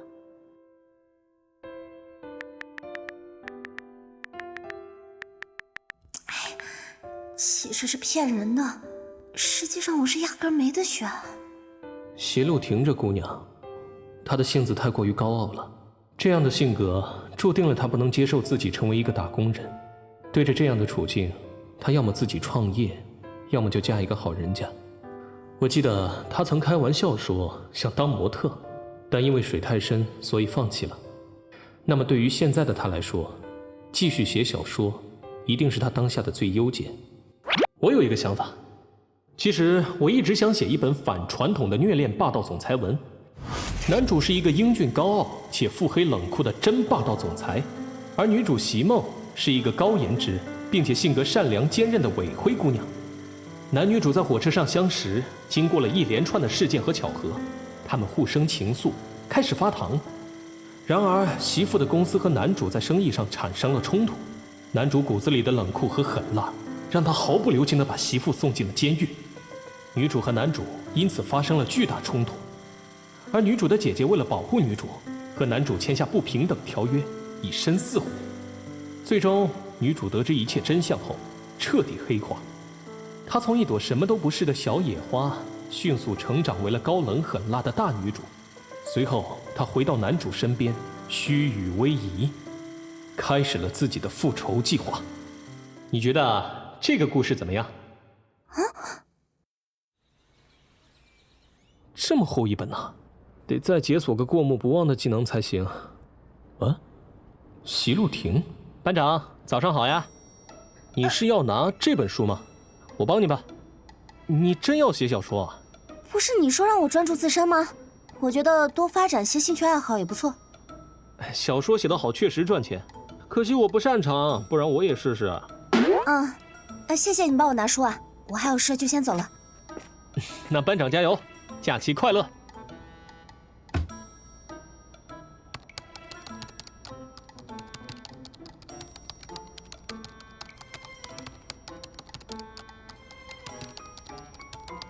至于报酬有2种选择，第一种拿签字20元的精修费月结，无论数据如何，我都会准时把这笔钱打给你。第二种分成，如果你对我们的合作有信心，那你可以拿包括订阅、打赏、版权等等所有收益的1/3。20块的润笔费听起来不高，但作为兼职的话，已经很不错了。既然要做，就要敢于尝试。如果火腿的大纲和黄金3张水平足够，赌上一把又能如何？海烈那个狗男人凭什么比我强这么多？我才不要被他比下去！小黄瓜虽然倔了点，但脑子还是好使的。加上刚才我无意间的暗示，想必对这件事他更加上心。我要拿给小黄瓜的大纲，可是后世爆火的追妻火葬场大女主文。女评文只不过是个水罢了，现在得先把握住所有机会赚钱，然后升级系统。未来要干的事情还多着呢。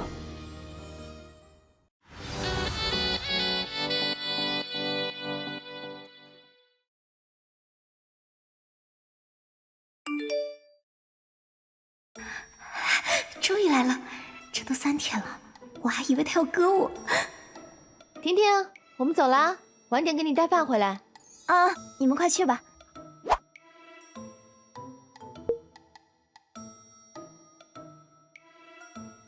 女主这名字和我同一个姓氏啊，只是巧合吧？这个大纲比我想象中还要精彩。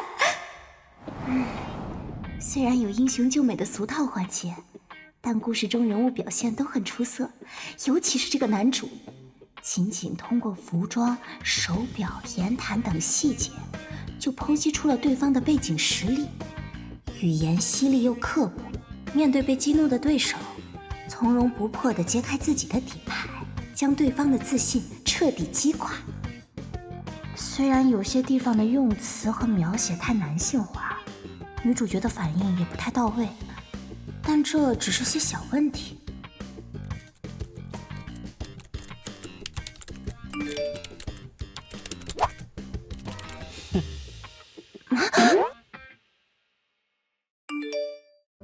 写这种东西给一个男生看，冷静，冷静，这是为了艺术，这都是为了理想。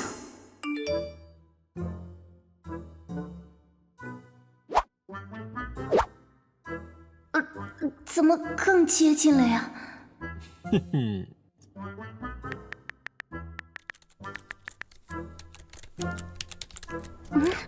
特殊意义？一个姓氏能有什么特殊意义？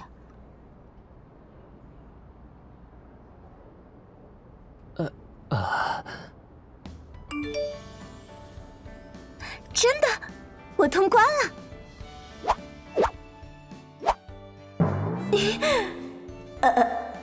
签正式合同的话，身份信息和长相不就都暴露了吗？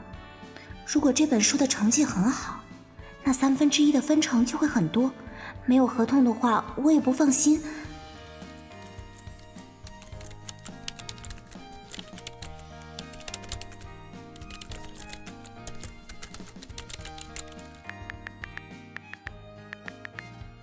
接下来就是囤稿，囤个几万字，然后上传。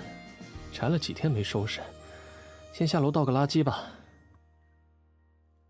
啊，大哥，我们回来了。大哥不在吗？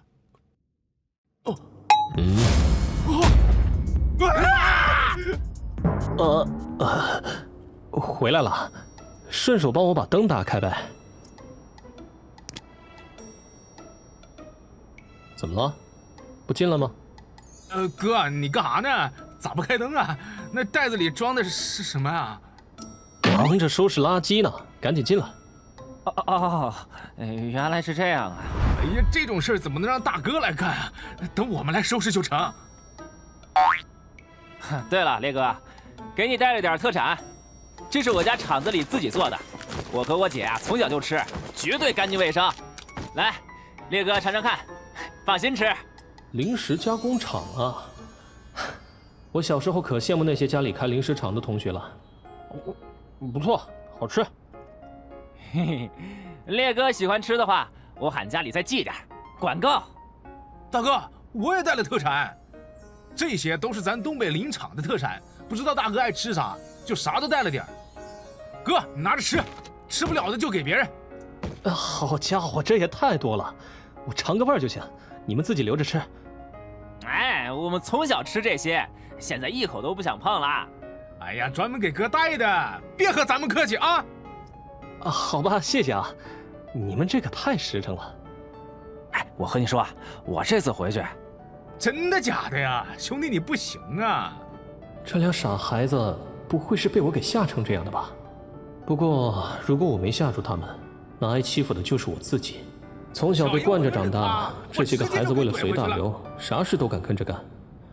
有了黄威那样的人带头，欺负人对他们来说只不过是顺手而已。大哥，咋了？为啥盯着我呀？没什么。话说我小黄呢？是彻底搬出去住了吗？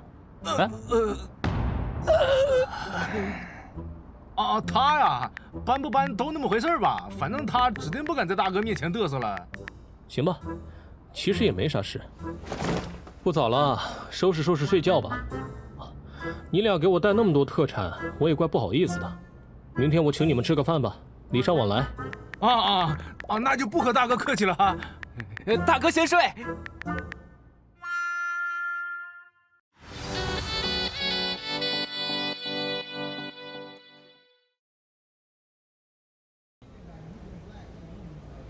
烈哥破费了，这家的烤肉味道不错呀。不好吃能带你们来，不够吃就在家。这里的炒饭也不错，改天也该请菲菲他们吃顿饭了，毕竟蹭了他们这么久。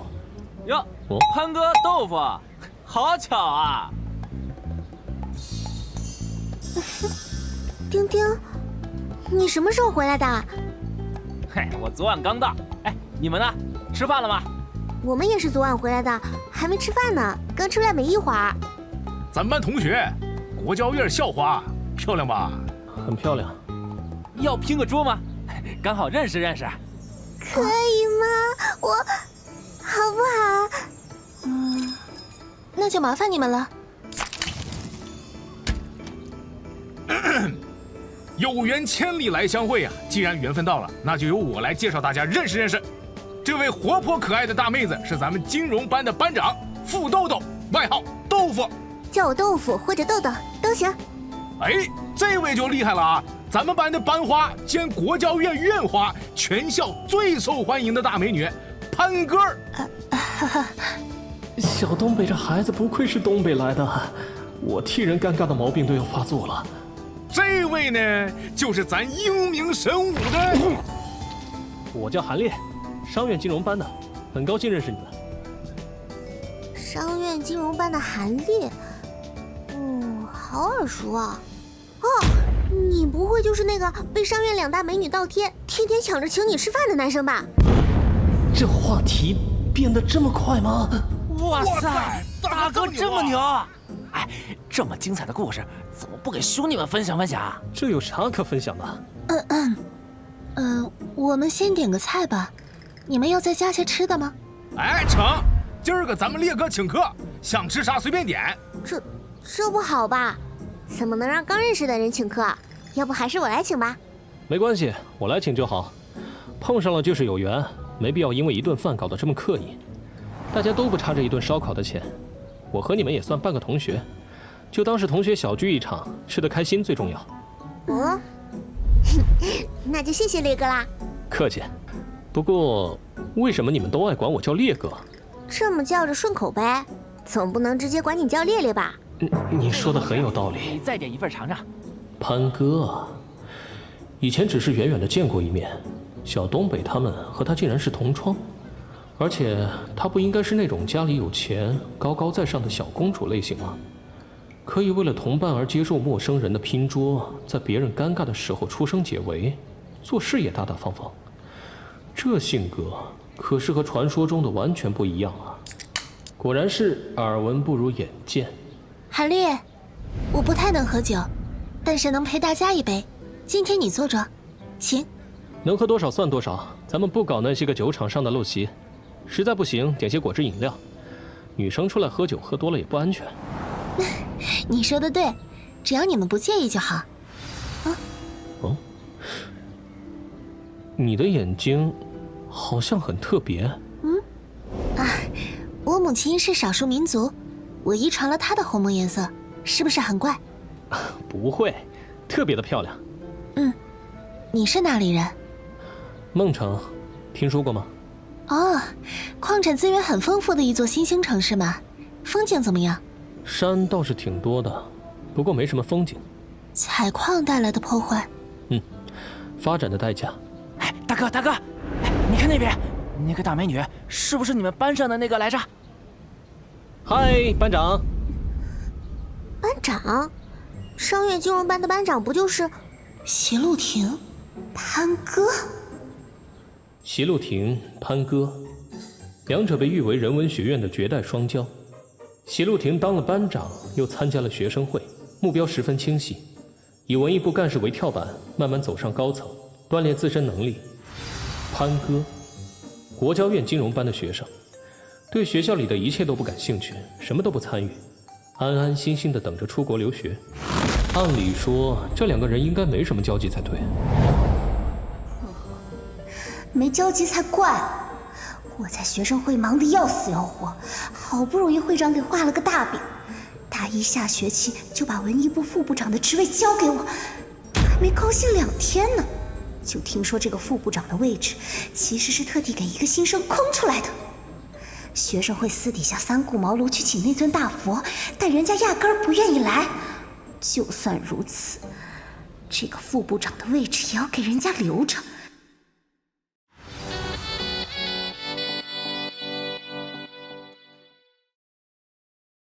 学生会私底下三顾茅庐去请那尊大佛，但人家压根儿不愿意来。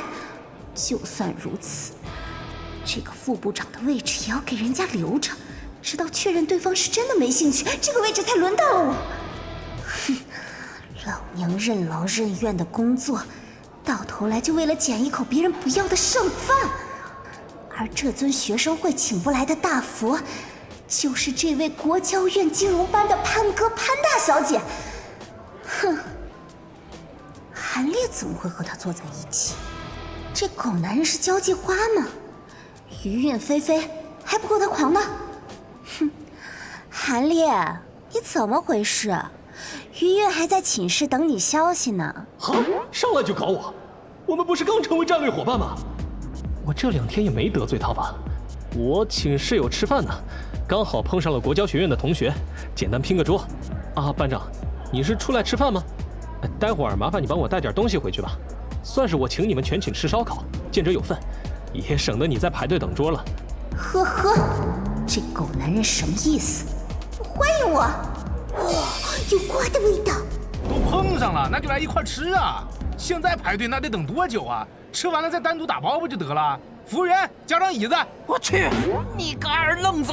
哥，快，给你们班长挪个地儿啊！啊，烈哥，你动一动啊，挪点位置。完了，全都完了。大哥现在明显是和这妹子不对付呀。我谢谢你，今天晚上我教你念经。啊！哎呀，完犊子，办岔劈了。既然如此，我就恭敬不如从命了。韩烈，加我一个的话，不会打扰到你们吧？不对劲，很不对劲。小黄瓜平时虽然忙了点，但绝不会干出这样的事。啊！早就听说人文学院绝代双骄有着一些过节，这要真让他俩在同一张桌上吃饭，那还了得？啊，班长，我们这儿已经吃了一会儿了，你看这桌上都是些残羹剩饭，这次估计真不太方便。啊，你想吃什么？我再给你打包点新的带回去。等下次有机会了，我再隆重的邀请你。如果想互相认识认识，也可以到时候再组个饭局，怎么样？行，我知道了，也不用你打包。我突然想吃点别的，那么你们慢慢吃，我就不打扰了。哎，大哥，那大妹子好像生气了呀。不用你说，我又不瞎。啊，果然还是生气了，一会儿得哄一下。我活到现在，从来没有人敢这样拒绝我。这个男人，哼！我不就是看到他们坐在一块儿，脑子没转过来冲上去了吗？他竟然一点面子都不给我，这个狗男人！狗男人！烈哥，我刚才都没反应过来，你和那个大高个同班呢？一共就2个金融班，2个班长。烈哥不和婷婷同班，难道和你同班？而且你们不是一个寝室的吗？这点事都不知道啊？这不是事情太多，我给忘了吗？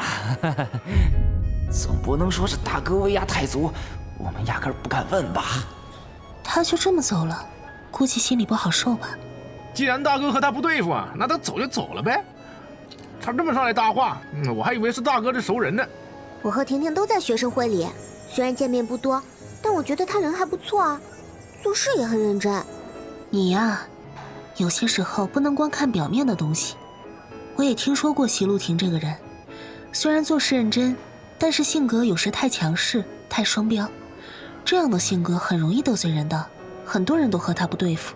反正我看他脾气挺大，也不知道谁能镇得住他这样的妹子。其实没那么夸张，潘哥说的或许没错，这样的性格确实容易得罪别人。哦，但他只是年纪小，不够成熟，或者说是没在别人那吃过大亏。我对他其实也没有什么不对付，只是我和他都有自己的脾气，也都是不愿意一味迁就对方的人。人是会成长的，性格同样也需要慢慢打磨，没必要太较真。哦，哦，烈哥，你能说出这样的话，简直令人刮目相看。你这说话的调调和我爸简直一模一样。不过你说的对，人是有多面性的，太片面了也不好。切，什么意思？说我老呢？赶紧吃饭，串儿都凉了。我去趟洗手间，帮我加份炒饭，打包哈。哎，去吧。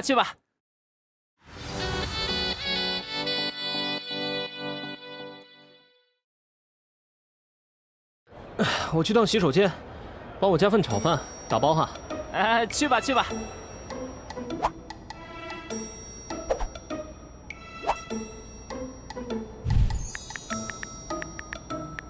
感情你原本就打算拿我当素材啊？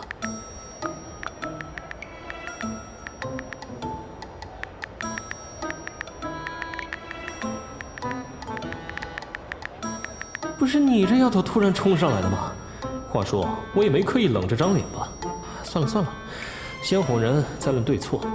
更何况火腿只是个网友，顺着他的话说就完了。老板，拿份炒饭，打包。哎，得嘞。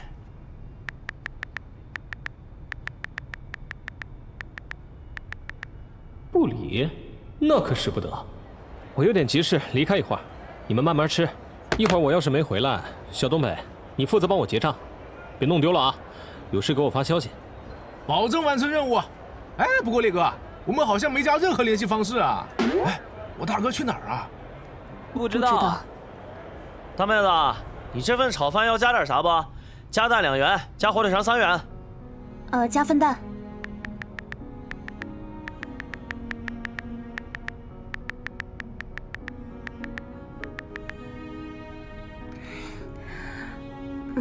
你说的对，和你吐槽完，我感觉自己现在冷静多了。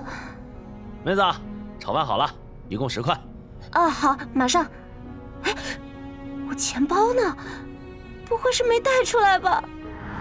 老板，我帮他付。啊！都说了给你打包一份了，你这份拿来，我们交换。刚才那家店的炒饭味道很好，油也不重，你尝尝。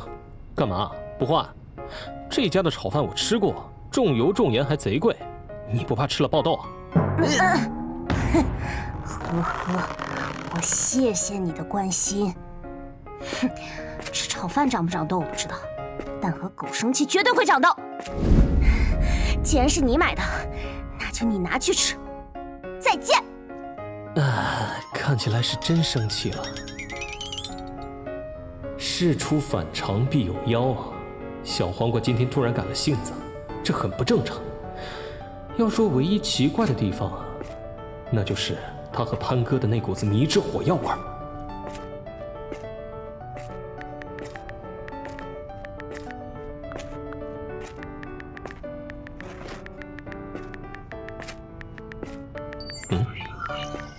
啊哈，这还能有意外收获呢？小黄瓜这性子确实是有些双标的，要求别人不能在非允许的情况下接近自己，这样莽撞的性格迟早要吃亏。早点意识到这个问题，才能早点矫正回来。呀，大哥，你回来了！烈哥还吃不？我们商量着散场啊。买单吧，浪费食物可耻。我把这玩意儿带回去消灭掉。大哥，你刚才拎炒饭去干啥了？怎么回来成了两？小北子，啥事都好奇对你没好处。大哥的事咱们少管。那我们先回去了，下次有机会我会请你一次。小北和烈哥也拜拜。有机会一定。烈哥，我和丁丁一会儿还要出去，你要和我们一块儿吗？出去？去哪儿？同学约了几个上戏表演专业的妹子，晚上一块去唱 K。一块去唱 K？ 你确定不是喊你们去买单？大哥，你咋知道的？难不成多念经能让人料事如神？那倒不是，主要是你们两个浑身都透露着一种清澈的愚蠢感，一看就是人傻钱多。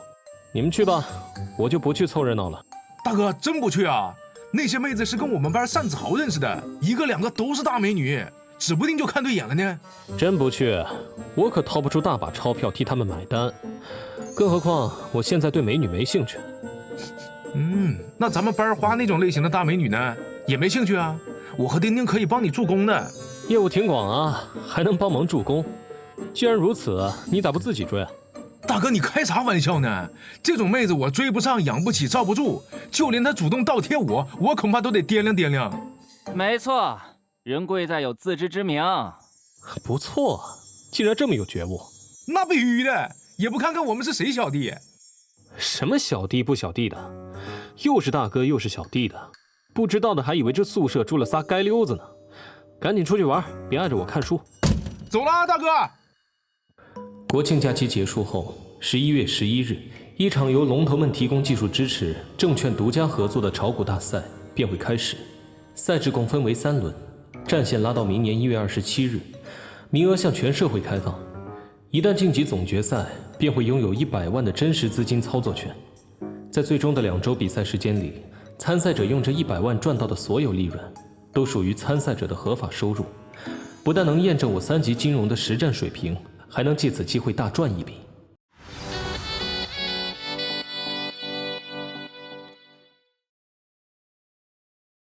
霸道总裁的复仇女神的囤稿字数已经到了10万字。小黄瓜的效率很高，等首次曝光签约后，下个月就能拿到收益了。至于潘哥，不知道他们到底有什么过节，但这些过节和我暂时没有关系。这个女人的段位太高，是真正从小被耳濡目染教导出来的富家子弟。我现在没有实力，也没有能力和对方打交道，还是顺其自然吧。烈哥，好久不见啊！也就1周没见，倒也不算很久。哎，这可是开学后的第1个长假，烈哥，你都不多出来玩玩吗？没办法，要做的事太多，时间安排的比较紧凑。马上就能把所有的专业知识都梳理完毕，着手准备专项深造了。除此之外，每天还要腾出2小时来写小说。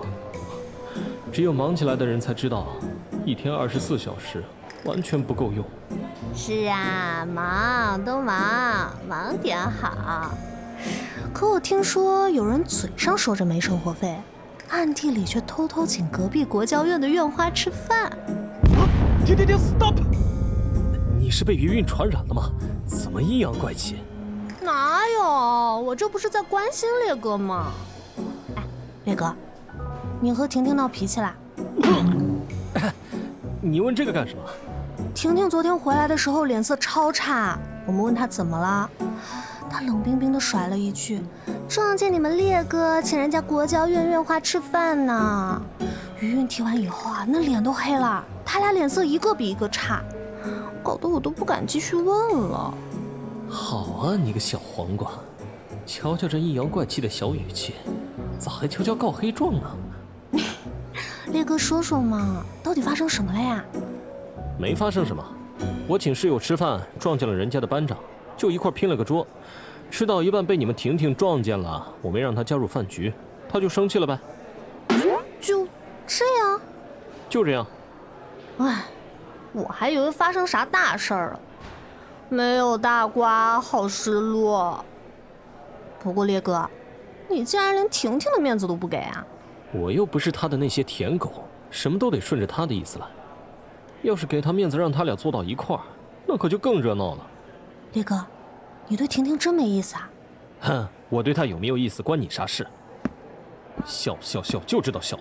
赶紧爬开，我要继续看书了。嗯。烈哥，一块吃午饭吗？我请你啊。我请吧。昨天本来就说要找机会请你们搓一顿的，蹭了你们那么久，也该回请你们一次了。真的啊？好呀好呀，那我想吃火锅。你先去问问余韵他们想吃什么，投票制啊。啊。小黄瓜这是在因为昨天的事尴尬，冷静下来之后意识到自己的行为确实有些冲动了。不过他这性格是不可能主动认错或者示好的。还有这种好事啊？这种时候我表现得越自然越不以为意，他内心活动反而会越丰富。锅底点鸳鸯锅吧，大家都能吃。帮我加一份干碟。哎，婷婷要不要来一份？我都行，你们点吧。哎呀，昨天的事那么尴尬，这狗男人倒是表现得和没事人一样。这两个家伙真没志气，一顿火锅就乐成这样。反正我才不要给他好脸色，我要让他知道得罪我的后果很严重。呀， 3位小美女来吃火锅呀，我们捉热闹，要不要过来一块儿啊？哥请客。老大给力。谢谢，但是不用了。又是个来搭讪的。别这么高冷嘛！哎，你们是哪个学校的？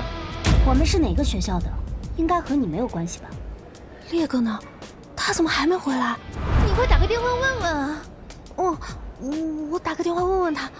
美女玩手机呢，加个联系方式呗。光天化日之下，你们想干什么？如果你还要骚扰我们，我们就要报警了。小美女长得漂亮，脾气倒是不小，这怎么能说是骚扰呢？哥几个好心想请你们吃饭，真就一点面子也不给。来嘛来嘛，别这么害羞嘛。喂，你们干什么呢？我就去取个钱的功夫，怎么又整出事来了？我这体质是不是不适合请客吃饭呢？每次请客都要出状况。你和他们一块儿的，兄弟眼福不浅啊。他们中谁是你女朋友？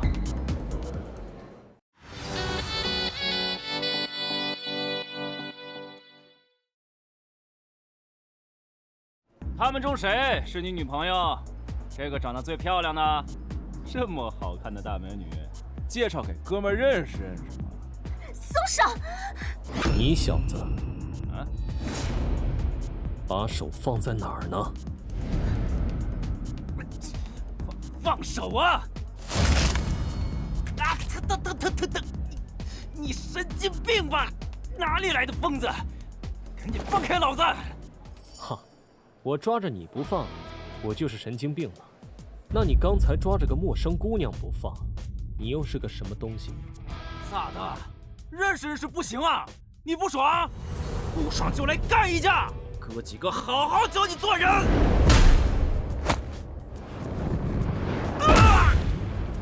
这可是你先动手的，我只是按照你的要求松了手，并且进行了自卫。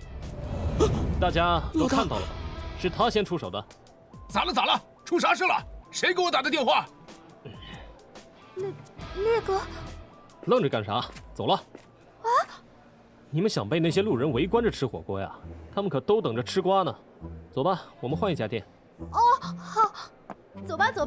这群人真讨嫌，你小点声，一会儿那群人又来找麻烦。你怕什么？咱们烈哥深藏不露，一拳一个小混混。我果然没有看错人，烈哥刚才真帅。你没事吧？我没事。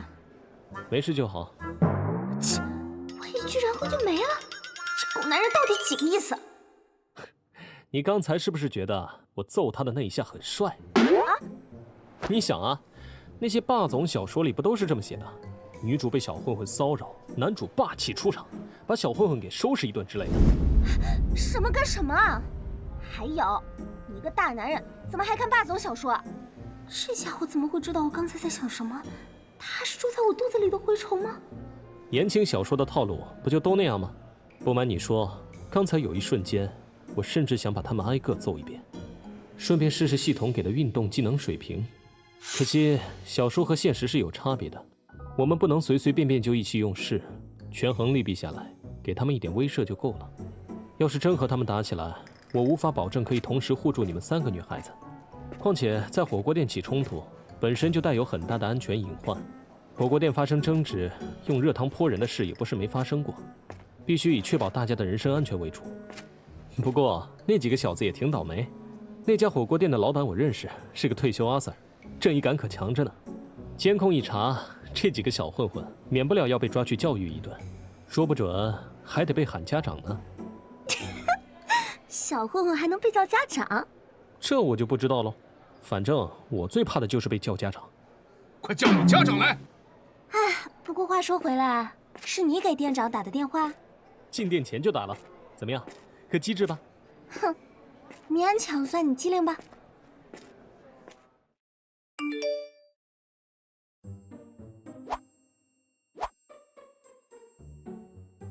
明明昨天还把我骂得狗血淋头，今天又觉得我帅了。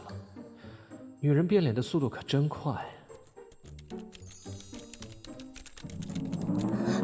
喜欢？我才不喜欢那个家伙。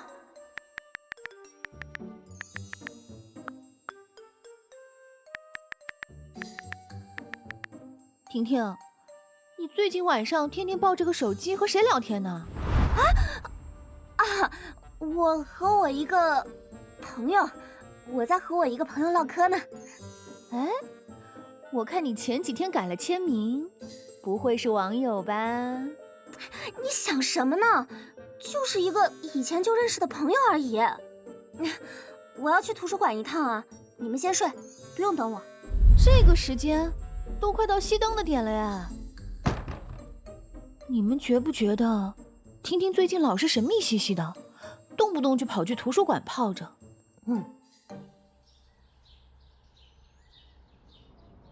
我知道长假刚刚结束，各位同学的心啊还没有完全收回来，但投资学是金融班最重要的课程之一，老师希望大家尽快调整好状态。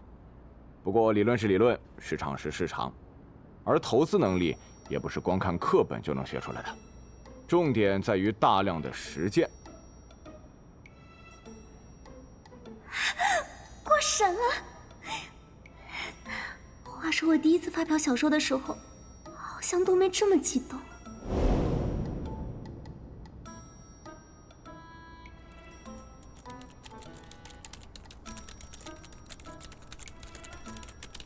后面那位同学，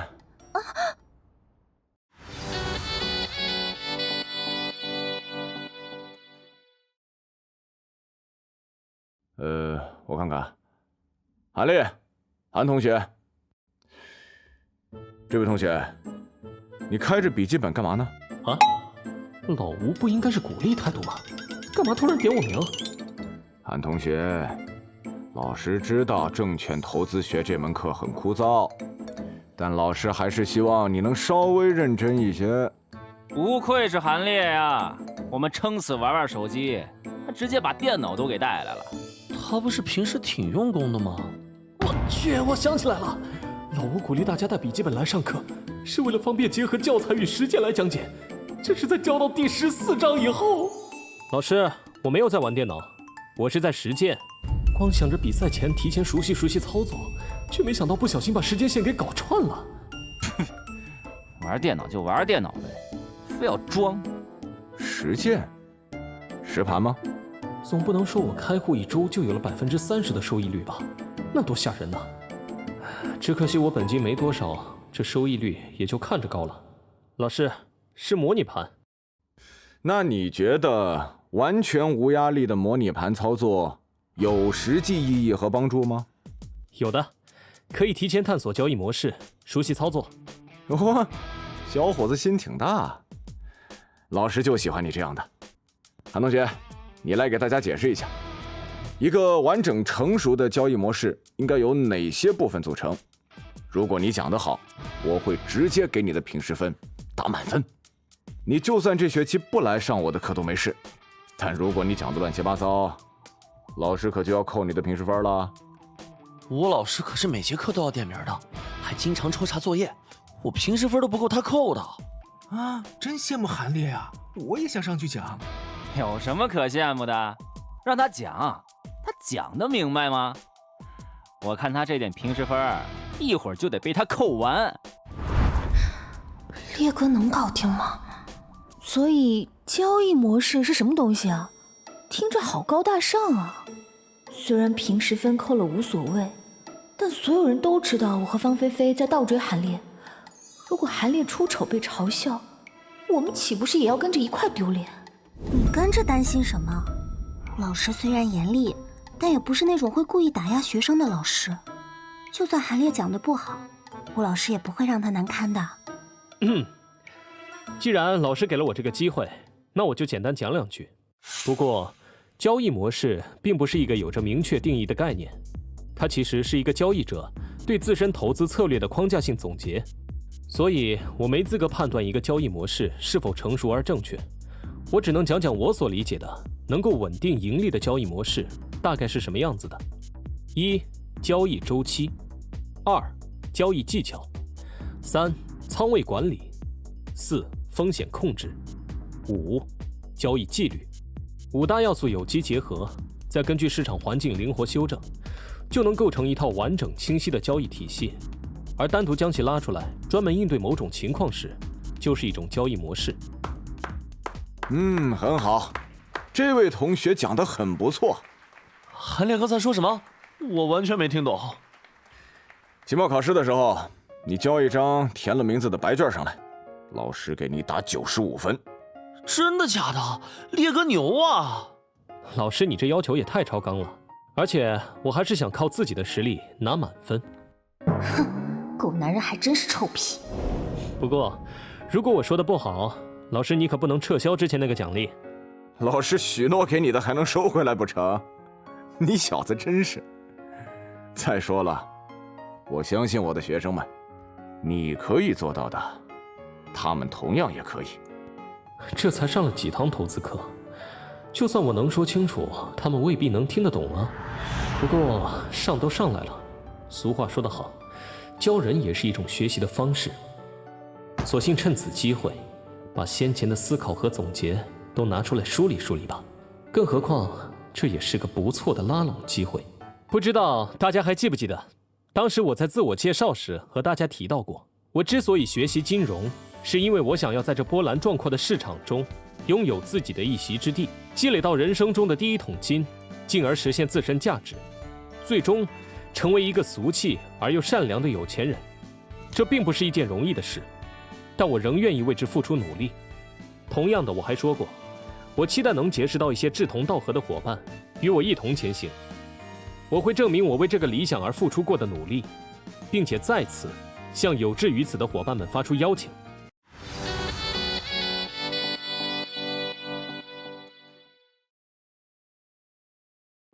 我期待能结识到一些志同道合的伙伴，与我一同前行。我会证明我为这个理想而付出过的努力，并且在此向有志于此的伙伴们发出邀请。现在，我将展开交易模式这个课题，一个成熟而完整的交易模式，细节如下：第一，交易周期。交易周期是交易模式的核心，只有确定了接下来我们的操作理念和时间周期，我们才能一步步往里填充细节。啊，他真能讲出个所以然来？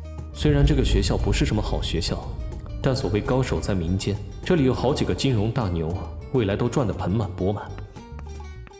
根据交易周期的不同，买卖技巧就要随之变化，而确认买点和卖点对于操盘者的技巧要求十分严格。如今已经用火腿这个马甲在线上笼络到了擅长写作的小黄瓜，而线下的进展也发展良好，起码现在已经彻底吸引了他的注意力。这个的要点其实很简单，那就是管好自己的手，根据市场情绪和自己对市场的把握，选择空仓、轻仓或者重仓。接下来要笼络的还有2个人，一个是郑磊，虽然这家伙平时不显山不露水的，但他会在1个月后的炒股大赛中崭露头角。另一个是霞红娟，没记错的话，他和郑磊、段小艺在炒股大赛中名列班级前3。他和郑磊，一个行事大胆，一个小心谨慎，这样2个互补性的人才，不拉入伙简直太浪费了。当属于自己的交易模式成型，无论面对任何情况，我们都能找出一套预示的程序来应对。最后剩下的便是最难也最重要的事，严格执行。那些成功人士为什么能赚到钱？因为他们有模式，有纪律。那些韭菜是怎么亏钱的？因为他们没有模式和纪律，或者没有严格遵守这套模式，什么都没搞懂，什么都没弄明白，2眼一抹黑就往市场里冲，没常识，没定力，没方法，也没有决心。莽撞行事的代价就是完全脱离控制的亏损。交易模式的讲解就到这结束，感谢吴老师给我这个机会和大家分享。虽然听起来很困难，但大家不要沮丧。我扯2句题外话，既然我们选择了这个专业，我们便已经比别人掌握了更多的信息。正是因为这样的韭菜太多，我们才有了自己施展才华和专业性的空间。其实这件事没有想象中那么困难，尊重市场，敬畏趋势，掌握正确的方法论，无论是投资炒股还是日常生活中，只要我们别今天听点所谓的内幕消息，明天又学什么百胜秘籍，拥有自己的判断理解，再具备一定的常识，把这套思考方式养成习惯，我们就已经远远超越了其他人。我讲完了，同学们，希望我们能够共勉。怎么大家没点反应？烈哥牛啊，讲得太好了！烈哥太帅了！原来，谢谢大家的捧场，这就是当学霸的感觉吗？潘潘，你还记得韩烈吗？不是前2天才一起吃过饭吗？当然记得。怎么了？嘿嘿，我找丁丁他们打听了一下，前段时间黄薇不是突然说自己搬出去住吗？据他们玩得好的那几个所说，那些天大黄灰头土脸的，一问他还要炸毛，肯定是在宿舍里挨欺负了。再结合丁丁和小北对韩烈那个敬畏的态度，我感觉8成就是韩烈干了什么。黄薇那家伙可不好惹，再算上丁宇和齐向北，3个人能被1个人给欺负了。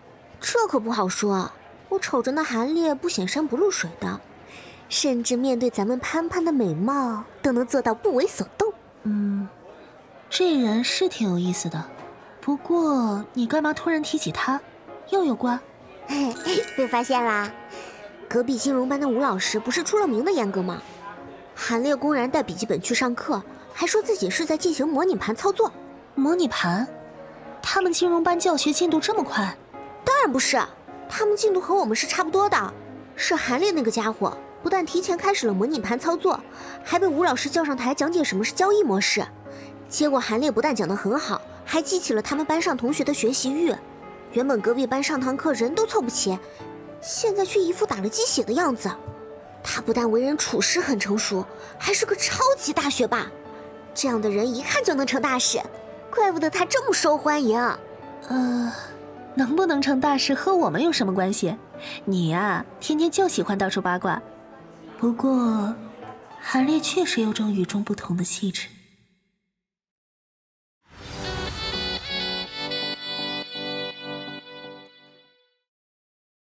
韩烈，昨天你说的那些，我回去以后按照自己的理解整理出了笔记，可以帮我看看有没有问题吗？整体思路没有问题，但是有一点需要注意，无论什么时候最好都不要满仓，要给自己留出做替的空间。管理好仓位是我们战胜人性的第一步。人性贪婪，一旦上头便容易做出错误的决定。明白了。那关于风险控制这块，韩烈就随便叭叭几句，倒还真有人上赶着去请教啊。随便叭叭几句？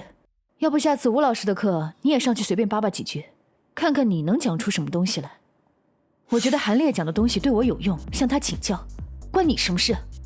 烈哥讲的东西确实没问题，但全部都是些老调重弹的内容。你要是真的想学，可以去淘古吧多看看那些真大神发的帖子，对你的帮助更大。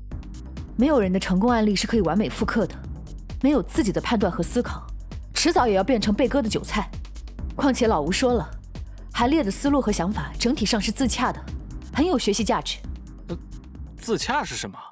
是一个可重复、可验证的闭环。虽然想在市场上赚钱，并不需要一套完全自洽的理论或模式，但在不断的验证中，逐步完善这套体系的同时，昨天狗男人被老师叫上了讲台，对于他所讲的内容，我不明觉厉，但根据吴老师激动的样子来推测，内容肯定差不了。他的表现落落大方，十分自信，讲述时言简意赅，逻辑清晰。我突然意识到，当一个人拥有了一套自洽模式，且在实践中不断修改调整后，便能使用这套模式换来一次又一次的成功。狗男人身上那股强烈的自信，是来源于此吗？与盲目自大，不是莫名其妙的骄傲，也不是父母、财富、权势等外在条件带来的高高在上不同。狗男人表现出的是完全独立、完全属于自己，仿佛经得起任何检验的自信。不愧是我看上的男人，真帅！大家之所以会觉得韩烈帅，也并不是因为狗男人颜值有多高，而是他气场足够强大。霸道总裁人格魅力的根本是什么？是那种掌控全局的自信感。我和火腿的作品男主韩烈也，他同样也应该有一套这样的东西。他的为人，他的暴力，他的魅力，通通源自于此。席梦君崇拜强者，渴望能被征服，他才会那般炽烈地爱上韩烈也。而席梦君的姐姐则是在韩烈野的暴虐中对其产生了情感，一边想要逃离，一边又渴望能继续在这样的折磨中找到刺激。他是被驯服了吗？虽然不想承认，但我确实对韩烈有着名为崇拜的情绪。从认识他开始，我几乎都在被这狗男人牵着鼻子走。尽管我可以表现得比他更加高冷强势，但我知道我并没有他那样的底气。狗男人虽然有时候气人了些，但他的学识能力自信并不是他装出来的。这才开学多久，他就已经搞定了大3的高数以及全部的专业课内容，甚至拿到了吴老师的特赦。只要他想，明年5月插班生结束，复大交大他都能随便挑着去。明明我说过要努力超过他的，现在却因为一些小事闹脾气浪费时间，而我在闹别扭的时候又让人家领先了我一大截。要不就借着昨天的事情借坡下驴，和狗男人和好吧。这群人怎么全都撵过去了？烈哥，你肯定不是刚刚接触股市吧？在国内真的能做价值投资吗？价值投资在任何时间都可以做，但你确定你所理解的价值真的符合未来的经济发展趋势吗？不知道我能不能成为像徐阳那样厉害的大神？交易技巧可以在网上找找，或者在有炒股比赛的时候盯住头几名。大家不愧是学金融的，问题都问得很有含金量。只不过这些问题的时代特征太强烈了，到底是横跨了10年时间，未来与现在的市场环境截然不同。现在的时间点，股民们既热情又简单，那韭菜割起来一割一大片，肯定舒服。哪像未来啊，人人都有技术，散户和平游资，市场情绪变化莫测。那群新生代大佬分享了太多心得的技巧，培养出了太多堪称高手的个人投资者，再算上一些半场杀入的黑马，场面那叫一个混乱。韩烈，我总觉得最近股市的热点轮换有些不对劲。是啊，大盘蓝筹持续性流出，熊市是不是还要持续很久？等一下，你们一个一个问。韩烈，关于交易模式，我也有问题想要问你。小黄瓜。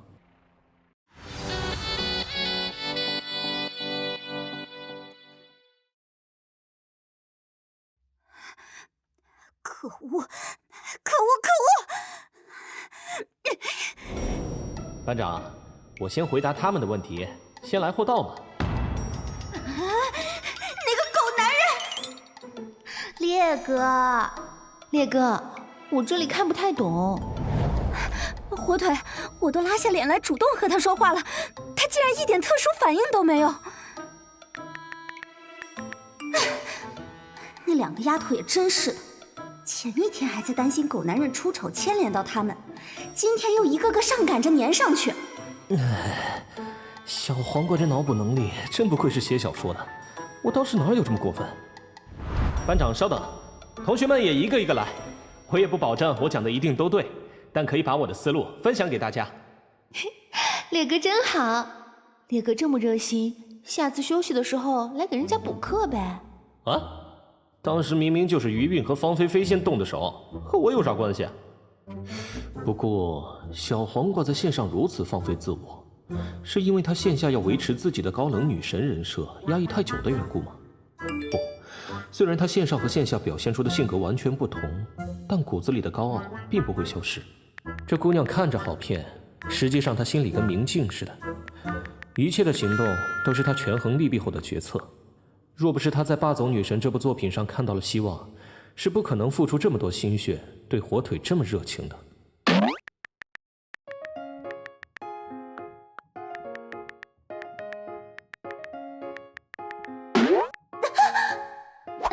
谁喜欢他了？你别胡说啊！我只是纳闷儿，明明都是同龄人，他为什么会那么优秀而已？那这简单，你变得比他更优秀就好了嘛。咱们认真把这本书搞好，到时候直接把成绩甩他脸上。班长真厉害，我要当你的书迷。你说的对，就这么办。那你可得集中精力把剧情写扎实点。一部成功的作品，根基始终是剧情与人物，千万别浪费我的付出哦。我就说吧，这丫头心里想的比谁都清楚。虽然之前被她搞过，但她对自己的严格以及她的优秀，却是我无法否认的。这一世攻守互换，最终会发展成什么样子？真是令人期待。收到，放心，咱们二瓜同心，其利断金。二瓜同心，这个名字也太呆了。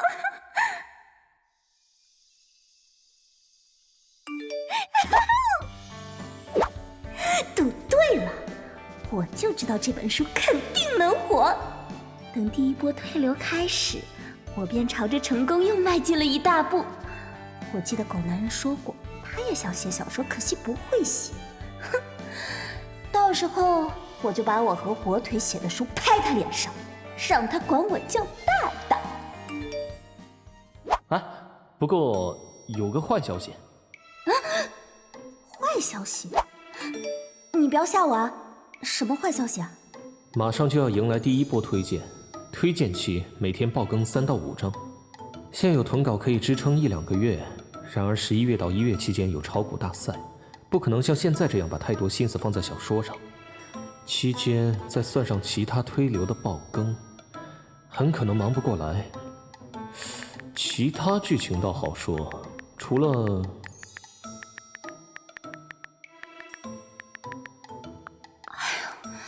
我还以为是出什么大事了呢，吓死我了！你吓死我了！我还以为是咱们的书出了啥大问题。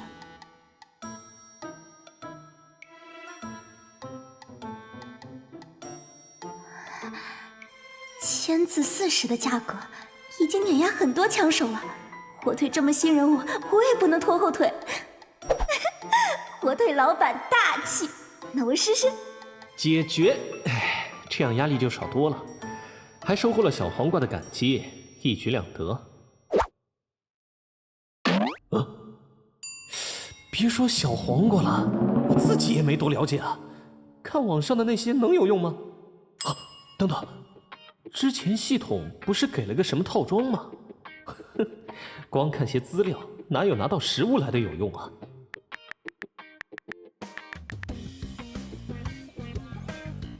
班长，班长早啊，你也来跑步？哼，怎么，就你能来？他不是大一下半学期才开始健身的吗？怎么提前了？哼，不就是早起跑步吗？我可不要被狗男人比下去。不对，西路亭，你不能这样单方面怄气，你这样只会显得自己不够成熟。放平心态，放平心态。算了，既然都碰上了，那一块儿去食堂吧。反正于韵和方菲菲也约了你，终归是得坐在一起吃饭的。好啊，难得班长主动邀请我。行，那我先继续跑了，随你。不一块儿跑？快递，大件吗？班长，就你这小身板，要不我来帮你搬？你什么意思？瞧不起我？怎么会？只是女孩子力气本来就小，我这不是在关心你吗？哼哼，那我谢谢你的关心。哎，你在这等着，我自己找。好，好，好，自己动手，丰衣足食。找到了。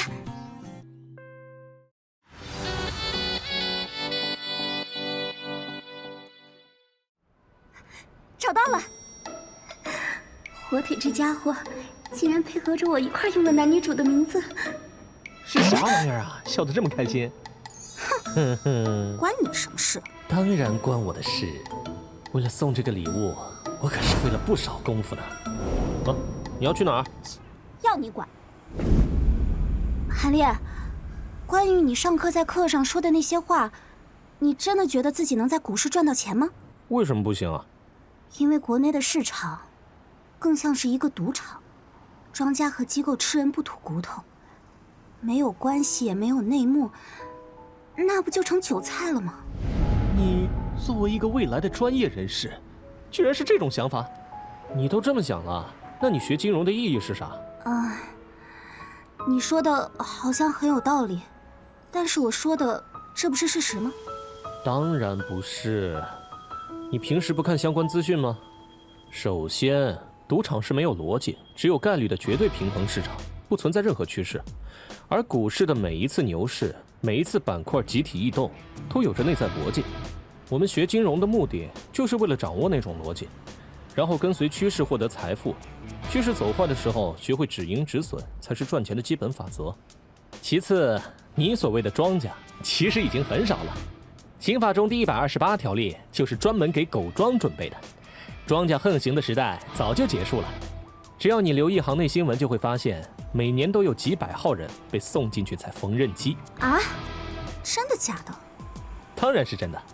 你记住，那些所谓的新玩法，只要沾上内幕交易，迟早都会被清算。千万不能投机取巧，什么单车搏一搏变摩托，那都是忽悠你上当的。言之有理。你怎么懂得那么多啊？大概是因为我有梦想吧。以我原先的阅历与知识，就算重来一次，我也只是个活得比较通透的普通人罢了。但既然有了系统，为何不拼搏一把，活出个精彩人生呢？梦想啊？是啊，班长你应该也有梦想吧？只要你愿意，你也可以办到的。真的吗？但我好像什么都不懂哎。这有什么？我可以教你。哼，你会这么好心？真了解我，认我当师傅，再孝敬点学费，我手把手教你。谁要认你当师傅啦？还学费呢？请你吃顿早饭不能再多了。烈哥，婷婷，起来了。菲菲呢？她还没起呢。你们怎么在一块儿啊？我们跑步的时候撞见了，刚好一块儿过来。是啊，班长主动邀请，鄙人受宠若惊。就你话多，走了，赶紧打饭去。大早上脾气别这么暴躁，我只是实话实说嘛。谁暴躁了？我现在心情好着呢。对，你说的都对。婷婷和韩烈这是怎么回事啊？是因为火锅店的事让婷婷对韩烈改观了吗？她明明前几天还说要和韩烈冷战啊。烈哥，那咱们今天吃什么呀？盖码饭、麻辣烫。今天班长请客，他做主。你怎么天天大早上吃这么重油重盐的？婷婷要请韩烈吃饭，为什么？班长关心我，那我吃点清淡的。我这是吐槽，不是关心你。他们之间到底又发生什么了？烈哥，你还真跟着婷婷吃清淡的？学校这牛肉面里又没有多少肉，吃个狮子头吧。偶尔吃一次清淡的也挺好。余韵现在这个状态，我可太熟悉了。明明放低标准就能找到合适的人，却非得惦记着高配，在明知希望渺茫的情况下，还要执意去迎合对方，却从不想着提升自己。烈哥，好久不见，二位，早上好。嘿嘿，啊，早上好啊。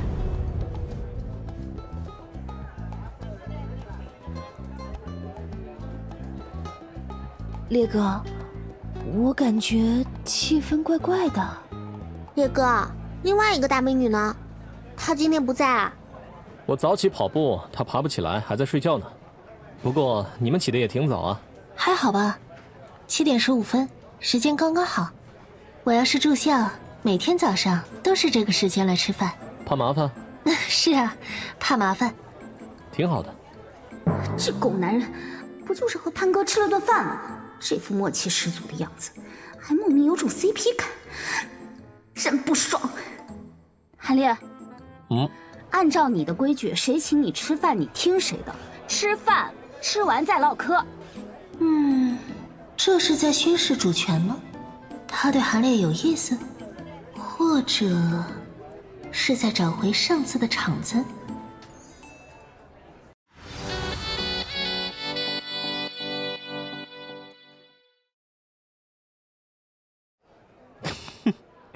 行啊，班长请客，那我当然听班长的。烈哥，你这也太没立场了吧！明明是我先约的你。我的立场很坚定啊，你约人，他请客，谁来买单站谁的台，公平公正，童叟无欺。哼，算你有点良心。大哥，还是你牛！我从未见过如此厚颜无耻、且理直气壮之人。人不要脸才能天下无敌嘛。怎么样，你想不想体验一次 VIP 级待遇？那可使不得，就我那点生活费，我自己都不够吃的。哦，对了，你找潘潘呀？潘潘不是说下次请你吃饭吗？潘潘一周的零花钱够我们吃1年的食堂啦。那不行，偶尔蹭一顿就算了，我现在1日3餐可是被安排的明明白白。更何况让潘潘请食堂那多浪费啊！哪天在外头遇到了，蹭他一顿望江阁，那才叫舒坦。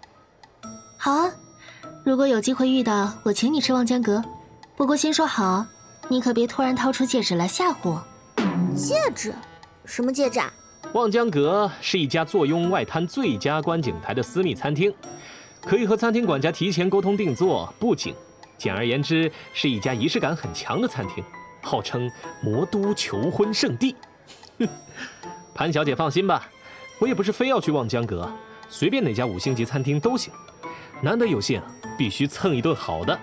戒指，求婚圣地，一个婷婷我都搞不定，现在又冒出来一个潘哥，而且人家潘哥家里有钱，长得又漂亮，和韩烈凑一块，简直是男才女貌。必须把话题引回来，掌握主动权。婷婷，你买了什么啊？我能看看吗？还挺轻的呢。不是我买的，是一个朋友寄来的。哎，什么朋友啊？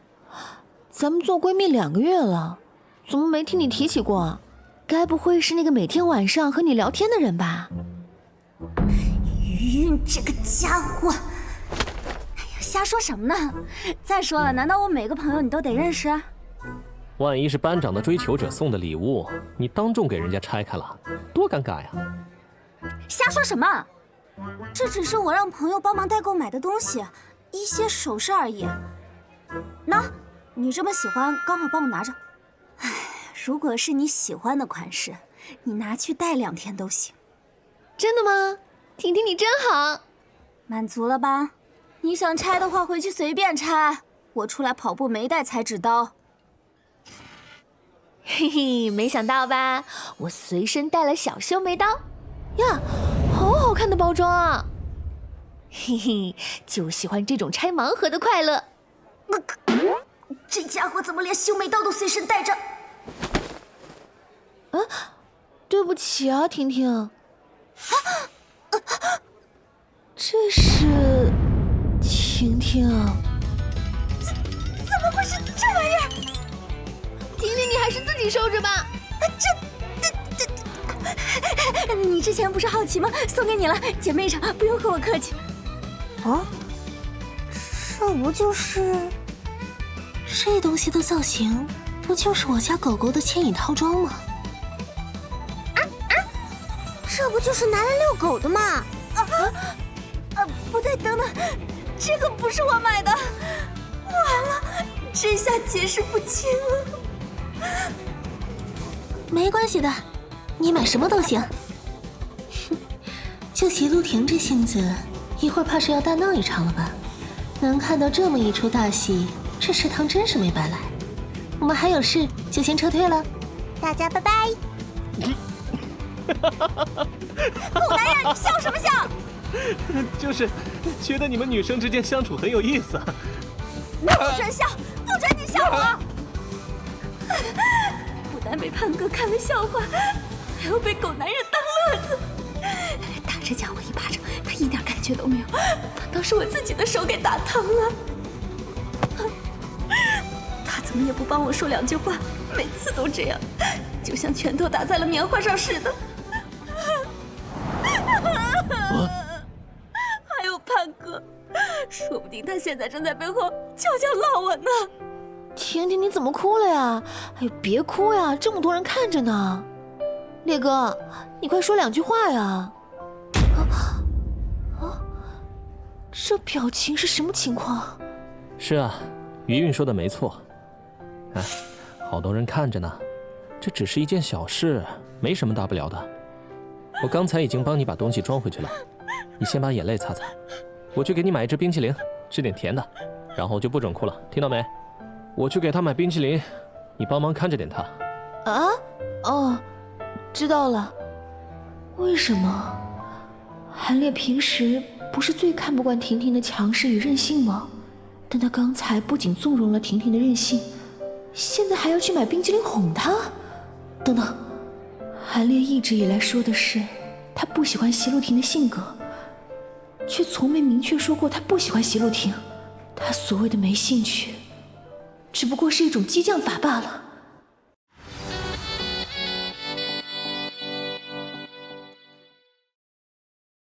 韩烈对婷婷爱答不理，甚至利用了我和菲菲，为的都是彻底碾碎婷婷的骄傲，让她把所有的脆弱都暴露在自己面前。感情我把情敌按倒猛揍一顿的行为，其实是给我喜欢的人打了一场漂亮助攻。这狗男人，他可太行了。可是我还是不甘心。别人演坏蛋，你给冰淇淋，狗到此般境界，值得进行嘉奖。恭喜宿主获得消费赠品甜蜜的奶糖，它来自一场苦涩的意外，却散发着诱人的甜蜜气息。喂给某人吃下后，在甜蜜奶香消散之前，将提高他对你的顺从度。嚯，这赠品来的可真是时候。余韵，你先去教室吧，我在这儿陪他坐会儿。他现在这样子，可没办法去上课。那好吧，那我先去给你们占座，你们别迟到了哦。如果有需要，烈哥记得给我打电话。知道了，你快去吧。我不要你陪，你也走。刚才余韵走的时候你咋不提？现在这种情况了，还在这儿傲娇着呢。快起来，我给你买了甜筒。拿走，我才不吃。真不吃？不吃，走开。但我买都买了，要不然你吃一口，我告诉你怎么解决今天这事儿。真的？你发誓，你真的会给我出主意啊？我发誓，我一定会给你出主意。哼，我勉强信你一次。怎么边哭边吃啊？我吃了，吃完了。快说，我现在该怎么办？很简单呐，直接公开吧。哦，怎么公开啊？公开什么？公开你的爱好啊！切，松哥，疼！你怎么乱咬人呢？我的办法多好啊！我咬死你得了！我就知道你这家伙狗嘴里吐不出象牙，我就不该信你。不是，我咋就是狗嘴了？你想，你觉得人言可畏，怕大家笑话你，那你干脆就破罐子破摔就好了嘛。你都放弃治疗了，到时候再冷着脸强势一些，大家最多就感叹一下，谁还会嘲笑你啊？你的意思是，让我从今天开始装女王？就你平时那气势还需要装？小皮鞭往手里一拿，谁不得管你叫一声主人？你少来！谁要当女王啊？你肯定没安好心。哎，你当女王，我又占不到任何便宜。你愿意甩鞭子，我还不愿意挨这个打呢。谁要甩鞭子了？你这家伙怎么张口就来？我只是想稍微体验一下，还不是工作需要。啊，不是，算了，真是越描越黑。我不和你解释了，反正你也不懂。我确实不懂，不过我相信你有足够的理由，想做什么就尽管去做吧。别人的理解虽然重要，但难道我们要因为别人的不理解就放弃自己要做的事吗？所以你不用和任何人解释，做你自己就好。心情好些了吗？想不想吃颗糖？我记得有专家说糖分可以舒缓心情。你这家伙平时那么狗，关键时候还是挺靠谱的嘛。小黄瓜呀，小黄瓜，你怎么这么容易就上套了呢？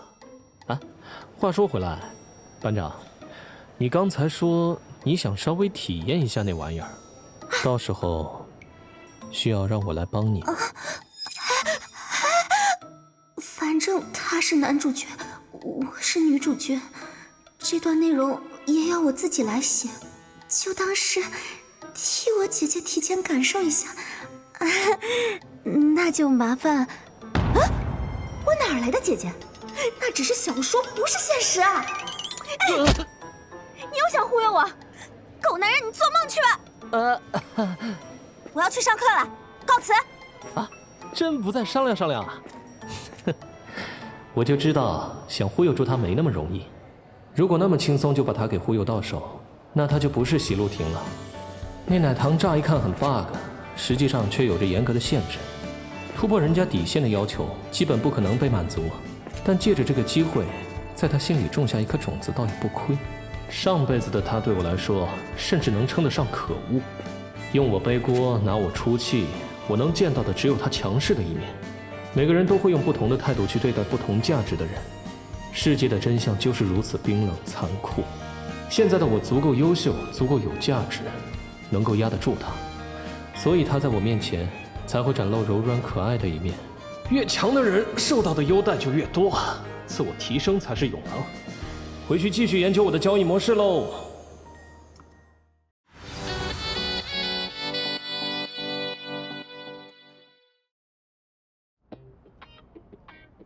2014年可谓是最好的时代，不提那持续了1年半的大牛市，单看现在的市场环境，都足以让懂行的人心生狂喜。股票这东西说白了就是一买一卖，只是后来分享技术的人越来越多，韭菜们也越学越精，技术的升级迭代速度变快，才显得纷乱复杂。虽然看了几天盘，感觉也就那样，全是些老套路，现在进场肯定杀疯。但我手里那点本金，还是抓紧机会打磨交易体系吧。大哥，你没去上课呀？哎，今天出大事了！我拿了特批，上午这2节课不用去。出啥事了？难道是小黄瓜那事被传开了？你没听说吗？你们班上的那个席路亭的事儿。什么事？今天课间的时候，他来我们班找潘哥，然后调戏人家了。啊？这是什么情况？席路亭和潘哥？是啊，大哥你当时不在场，那画面简直了。当时我们刚下课没一会儿，席路亭就到了咱们班门。他虽然面上带笑，但浑身散发着一种很不好惹的气场，当场表明了自己是来找潘哥的。潘哥估计也不知道发生了啥，就朝席路亭那儿走了过去。席路亭，你找我有什么事？哎，说是迟那是快，席路亭一把就抓住了潘哥的手。怎么，没事我就不能来找你了？把人给抱进了怀里。哎，他们具体说了什么，我们也没听清，就看到潘哥突然红着脸推开了席路亭，而席路亭呢，被推开后也没生气，只是邪魅一笑，对着潘哥来了一句：“害羞了？别害羞啊，那个礼物是送你的。”说完这话，席路亭就拍屁股走人了。潘哥愣了大半天，边上一大堆人围着他，问这问那，是啥情况？是啊，大哥，你说那礼物会是什么东西啊？让潘哥脸红成那样？啊，我哪知道啊，估计是啥好东西吧。虽然我让他直接公开，但我没让他这么公开啊！啊，不愧是小黄瓜，做事果决狠辣，还不忘把利益最大化。在自己身处舆论之时，把自己的敌人也成功拖下了水，让对方成为了被动方。想必潘哥也没料到事情会发展成这样吧？哎，大哥，你和席路亭是一个班的，你帮哥几个打听打听呗。你一大老爷们儿，还在这儿听2个小姑娘的八卦呀？我就是好奇嘛。我要出去吃饭，你俩呢？哎，我们吃过了，昨晚通宵，下午打算补个觉。哎，对，大哥你去吃饭吧，食堂现在不用排队。那我下午去上课，不回来打扰你们休息。我走了，拜拜。哦，好的。谢谢大哥，大哥真贴心。烈哥，你上午没来上课，出大事了。你激动什么？我当然激动啊！你都不知道当时婷婷姐有多帅，直接摊牌。你想，婷婷姐和潘哥都是大美女，他们要是那个啥，那个画面绝对很唯美。不过方菲菲怎么突然和小黄瓜变这么亲近了，连婷婷姐都叫上了？烈哥，咱们一块去吃饭吧。吃完饭我还要去找婷婷姐呢。现在小黄瓜以这样特殊的形象提前登上了人文大舞台，不但斩男还斩女。值得庆幸的是，方菲菲之前对我的那股狂热崇拜，现在似乎都转移到小黄瓜身上去了。但就算没了个方菲菲，也剩下个余韵。她和小黄瓜现在算闹掰了，可方菲菲又一直不对付。那丫头可是个硬茬子，没那么容易放弃。如今这情况，她恐怕会缠我缠得更紧吧？那可咋整？烈哥，你怎么了？没什么。如今这情况，乱，太乱了。啊，等等，我不是还有那身为罪魁祸首的小浩在吗？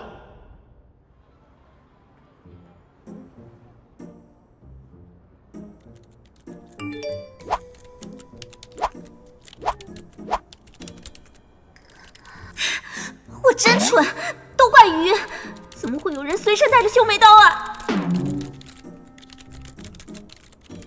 暴怒的女人好可怕啊！我当时就是脑子抽了，余韵就是故意的，不但故意拆我快递，还想在我男神面前给我贴标签。男神？谁？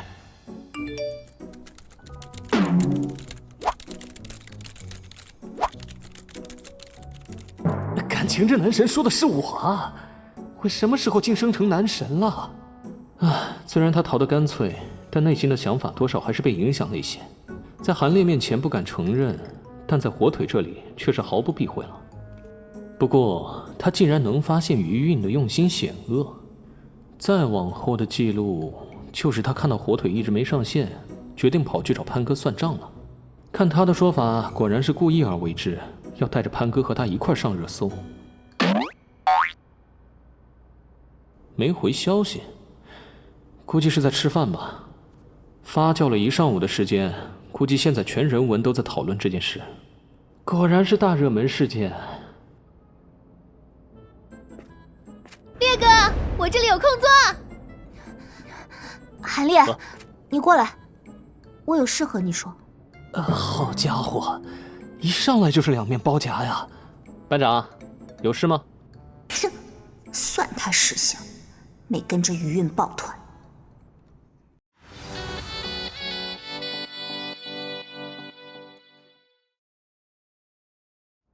刘红刚才找我谈话了。刘红找你了？是说上午你找潘哥的那件事吗？不然还能是什么事啊？按照他的意思，是想要把我班长的职位下来，说不准还要通报批评。他扯犊子呢，一点屁事儿能用得着通报批评？平时不管事儿，涉及国教院那头，替别人出头的速度倒是挺快。哼，这是的，有几个人能不是势利眼？现在麻烦的是这件事该怎么处理。刘红那种人就是这样，没事的时候都想抓着人的把柄敲出点好处，顺带彰显一下他的权威。不过解决这件事也很简单，你听我的，下课以后你去送点礼，然后私聊他，写个作文检讨书给他就 OK 了。就这点破事还需要送礼？难道你想体验一下天天被老刘盯着的感觉？行，那听你的。这么干脆？班长，其实我还挺喜欢你之前那副桀骜不驯的样子。哼，别在我这嘚瑟啊！现在的我可不是以前的我了，小心我分分钟就把你的饭票全勾走。嗨，你这女人怎么翻脸不认人，用完就丢啊？亏我给你出了这么多主意，太不道德了。切，说的好像你就很道德一样。咱们半斤八两。行吧，咱俩不分伯仲。那你爱咋搞咋搞，要是搞出事了，可别又来找我出主意。还有什么事能比我社死更严重？反正我已经豁出去了。你也看出来了吧，我和潘哥不对付，要是不拿出点态度出来，我这辈子都收拾不了潘哥。好，那你加油。你们女孩子之间的恩怨我不懂，祝你早日成功。做人嘛，在不伤天害理的情况，自然是要随心所欲一些，管这么多干嘛呢？恭喜你掌握了一项新技能撺掇，等级1，好事我干，坏事你来。与忽悠同时使用，可以起到甩锅的效果；与拉扯同时使用时，撺掇的效果将被加强。谁狗男人？谁无毒举拳？我那是正经提建议，不是在撺掇人，好不好？切，呵，什么狗屁技能！我才不浪费经验给这玩意儿升级。话说，霸总女神的数据现在也好起来了，接下来应该就能看到收益了吧？等这笔钱到手了，该用来做些什么呢？啊！怎么会这样？这玩意儿为啥会自己升到2级？我啥时候撺掇人了？火腿，我在后台看到咱们的书神榜成功了。火腿哥料事如神，从今天开始，我就是你的小迷妹。嘿，谦虚谦虚，咋啦？你不当你男神的小迷妹了？这是2回事啦。在写作方面，我是你的迷妹；在为人处事方面，我是他的迷妹。各论各的，不可相提并论。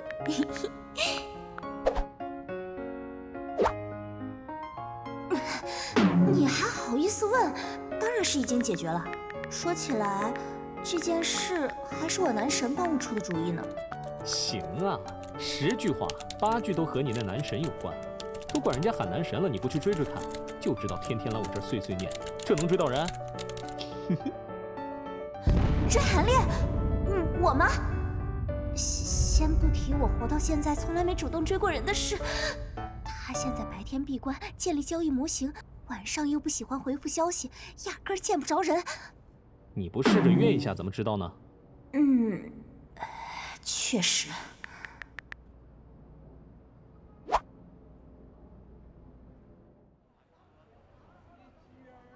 韩烈，早上好啊！班长，早上好呀！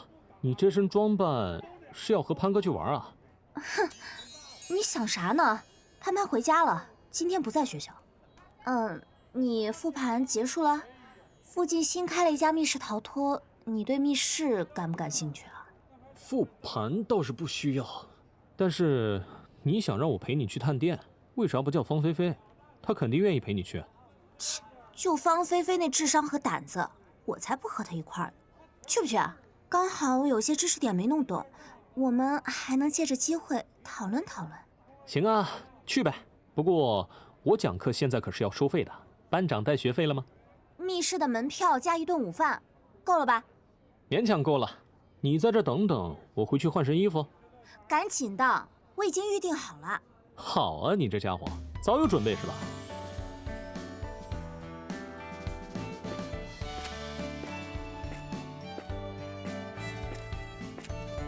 班长啊，你突然约我出来，除了探店和问题目，应该还有其他原因吧？他察觉到了。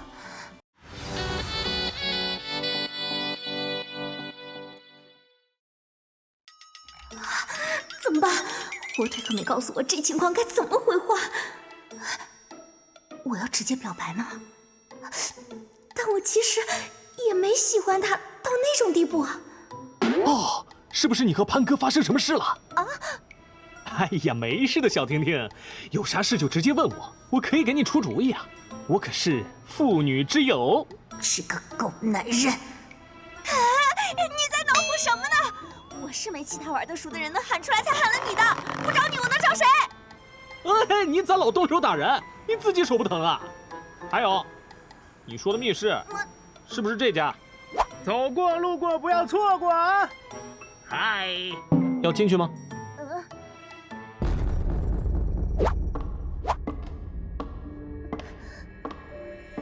班长。啊哈哈，抱歉，是不是吓着你了？我只是好奇，你有什么知识点要问我？大哥，这知识点我非得现在就问吗？我们在玩恐怖密室啊！哎呀，我这不是寻思活跃一下气氛吗？你看起来很紧张。哎，要是现在突然窜出来一个鬼，拿着电锯问你，请问最近2月 A 股走势如何？该如何进行判断？你觉得是题目吓人，还是鬼更吓人？我觉得都吓人。最近课上的内容，我已经开始听不懂了。不知道老吴为什么要突然开始赶进度。我对数字这些本来就不太敏感，或许我真的不适合学金融。学这种东西确实需要天赋。有天赋的人在学习的时候能达到事半功倍的效果，没天赋的人却需要付出双倍甚至更多的努力才行。至于赶进度这事儿，你没关注吗？11月有一场炒股比赛，过2天应该就要开始报名了。天赋不够，努力来凑。不去试试，你怎么知道自己不行？炒股比赛，我完全没听说。没电了！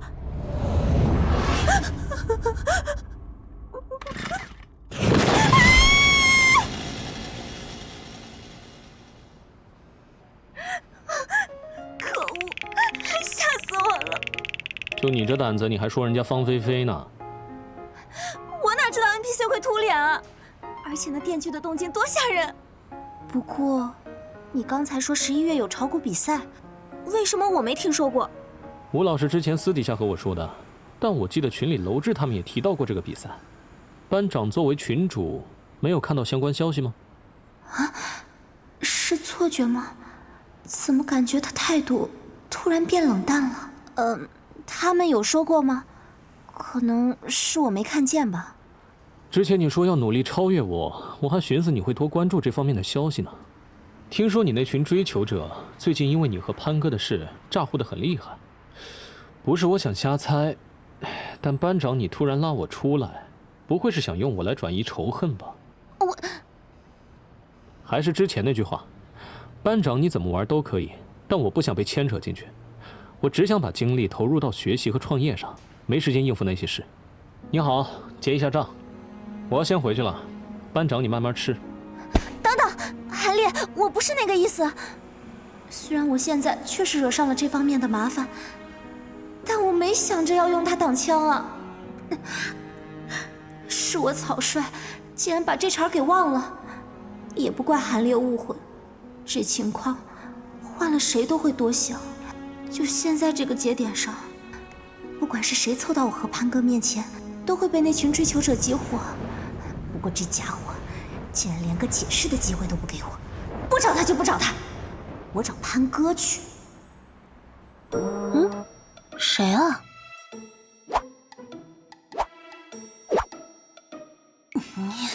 天天在学校缠着我也就算了，我都回家了还不放过我。哼，天天逮着我一个人欺负是吧？可别怪我把水彻底搅浑了。潘哥，他哪来的我微信？这个时间点他跑来加我，估计是小黄瓜又去找他了吧？他想把我给拖下水，用我来压小黄瓜一头。半小时后出发，时间应该刚好。虽然只接触了2次，但明显能看出席路亭那家伙被韩烈克得死死的。哼哼，只要我把韩烈拖下水，还害怕搞不定席路亭那个女疯子吗？席路亭，你给我等着！不好意思啊，今天可能不行。上午我和同学去密室逃脱，本来也要一块吃午饭的，但突然有点急事，保守估计要忙到晚上，这顿饭应该是蹭不到喽。他拒绝我了。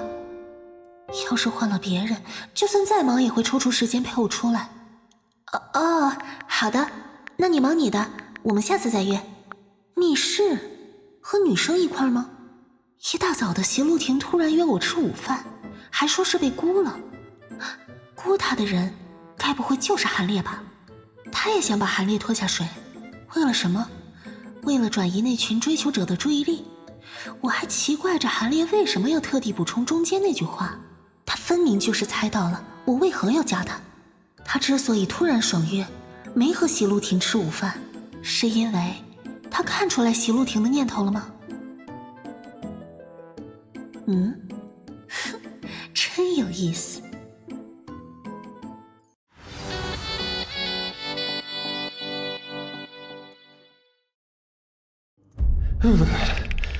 怎么突然感觉背后凉凉的？肯定又是小黄瓜在念叨我。刚才对小黄瓜借题发挥，他应该能察觉到我的意思吧？虽然每天看美女们贴贴确实有意思，但他要是因此不顾学业，也不管我们的写作大业，那可就不太妙了。火腿大大，稿费已经打过去了，合同你签完字记得寄回来啊。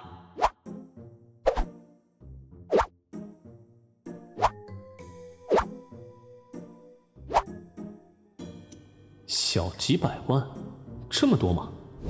霸总女神全文预计在55万到80万字之间，归类是现代言情。虽然现言的收订比在本站是顶尖的，但影视版权并没有古言好卖。毕竟现在市场流行的是古偶剧嘛。虽然炒股技能现在才3级，但炒股的事不能急，现有的经验在如今的环境中已经够用了。稿费刚到手还没捂热乎，就投出去换成了经验，加上之前剩余的，还有17万。小黄瓜的整体写作技巧大概在3级，但单论文笔的话，大概能到4级半。更何况他进步的速度很快，用不了多久就会赶上来。霸总女神之所以能火，是因为它是一本领先时代的复仇型爽虐文，吃到了太多时代红利。要不是有小黄瓜进行润色，书的成绩可能连现在的1/10都没有。总之，先把写作技能升到4级再说。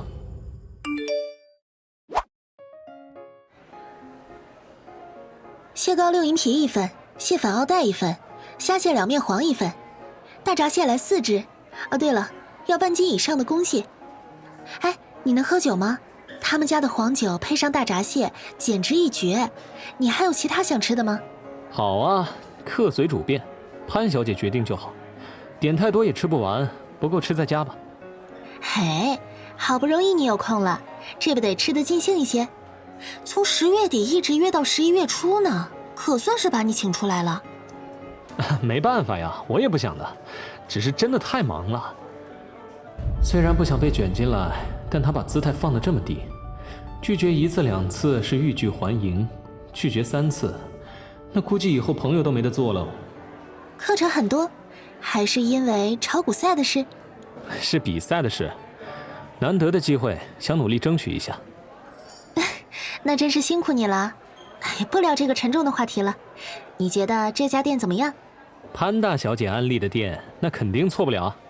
更何况有你在场，这地方简直蓬荜生辉。哟，你这嘴可真甜，我还以为你会嫌弃这里装修太差了呢。我的职业道德有口皆碑，一向特别尊重金主。请我吃得这么好，可见你人美心善，必须多夸2句。怪不得余韵他们黏着你，你说话真有意思。和人交往嘛，提供情绪价值是应该的。坏了，潘哥和小黄瓜余韵他们压根不是一个级别的，完全猜不透他的心思，也拿不准他想表达的真实含义。台词、语气、神态，3级心理学都不够用了。不过没关系，只要多接触，分析出大概的心理活动，还是没有问题的。2位客人点的菜来喽，客人慢用，有需要随时喊我。哇，好香啊！不愧是潘大美女选的店。说起来，潘哥真不愧是千金大小姐。10月吃母蟹，11月吃公蟹，这还是我在听别人吹牛的时候才知道的冷知识。10月的母蟹蟹黄满而肥美，而11月的冷空气一来，公蟹蟹膏成型，最是鲜甜美味。怪不得大家都说跨越阶层交朋友是难事，差距都体现在这些细节上了。不单单是在吃的方面，在日常言行、为人处事上都能看到区别。不过圈子不同，不必强融，当个快乐的普通人也挺好。哎，你先别吃，我拍个照发朋友圈。这个角度真不错。手机先吃的这个习惯，就算是有钱人也不会免俗啊。等等，我观察过他的朋友圈，王宝和这个级别的美食打卡，也值得他拍照打卡？阴谋，其中肯定有阴谋。记得给我朋友圈点赞哦。好了，开吃。行啊，不过我平时都不咋看朋友圈。他不会把我也拍进去了吧？果然把我拍进去了！不但露出了我的身影，还特地展示了一下双人份的摆盘。草率了！我明明都知道他约我出来肯定是为了对付小黄瓜，却还是中了他的圈套。来，快尝尝这个，是这家店的 TOP 1美食呢。哟，楠楠和朋友出来吃饭呀？爸。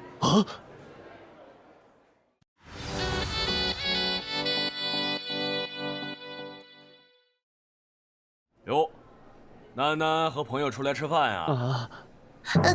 爸。爸，庞叔叔、张叔叔，好巧啊！确实巧。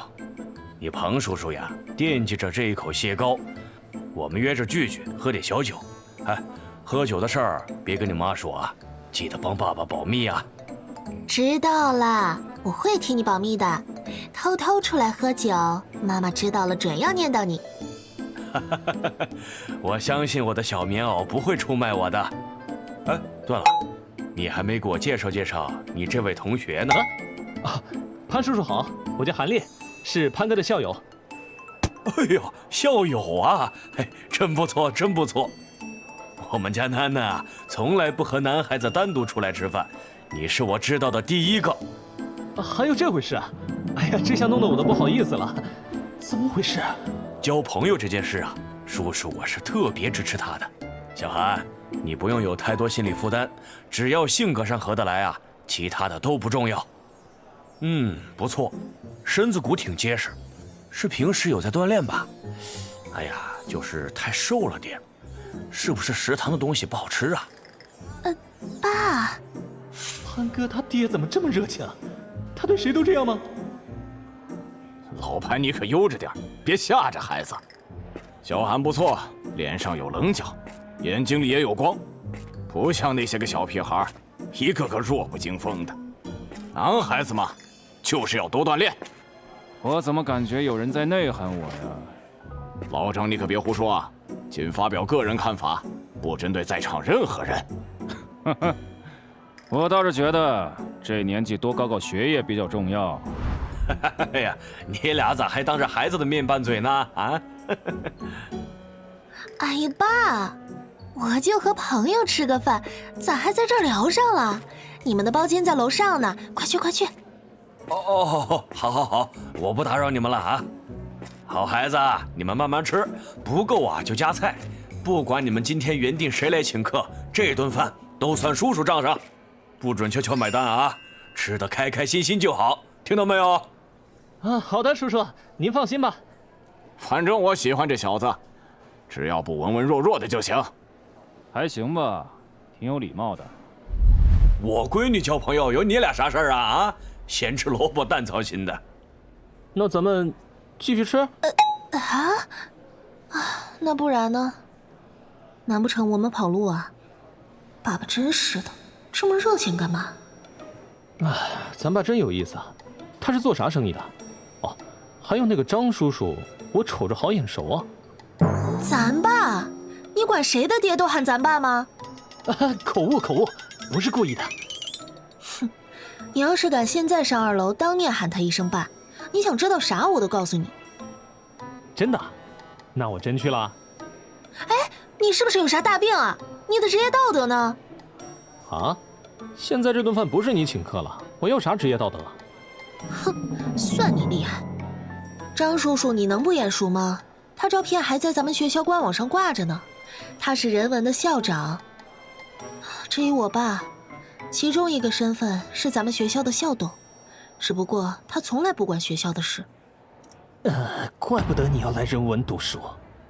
不过你为什么不高中毕业后直接申请个国外的名校呢？虽然你爹是人文的校董，但要从人文考出去还挺困难的吧？我听说国教院大部分的学生最终都只能申请到那些野鸡大学。嗨，我去哪里上学都一样，名校毕不了业，其余的和国内没有区别。而且我妈妈不希望我离她太远，她不放心。现在这个时代，老一辈的人思想比较陈旧，他们的生意太杂，所以基本不考虑子女接班的事。接班人的位置从来不是靠念个名校、取得高学位、拿了什么奖学金就能坐稳的。如果子女值得培养，那就早早进入企业，慢慢敲打；如果没那个天赋，就干脆让他们做个富贵闲人，余生吃穿不愁，只要不惹事就行了。刻板印象的存在，决定了他们对潘哥这样的女孩只有一个要求：尽早结婚成家。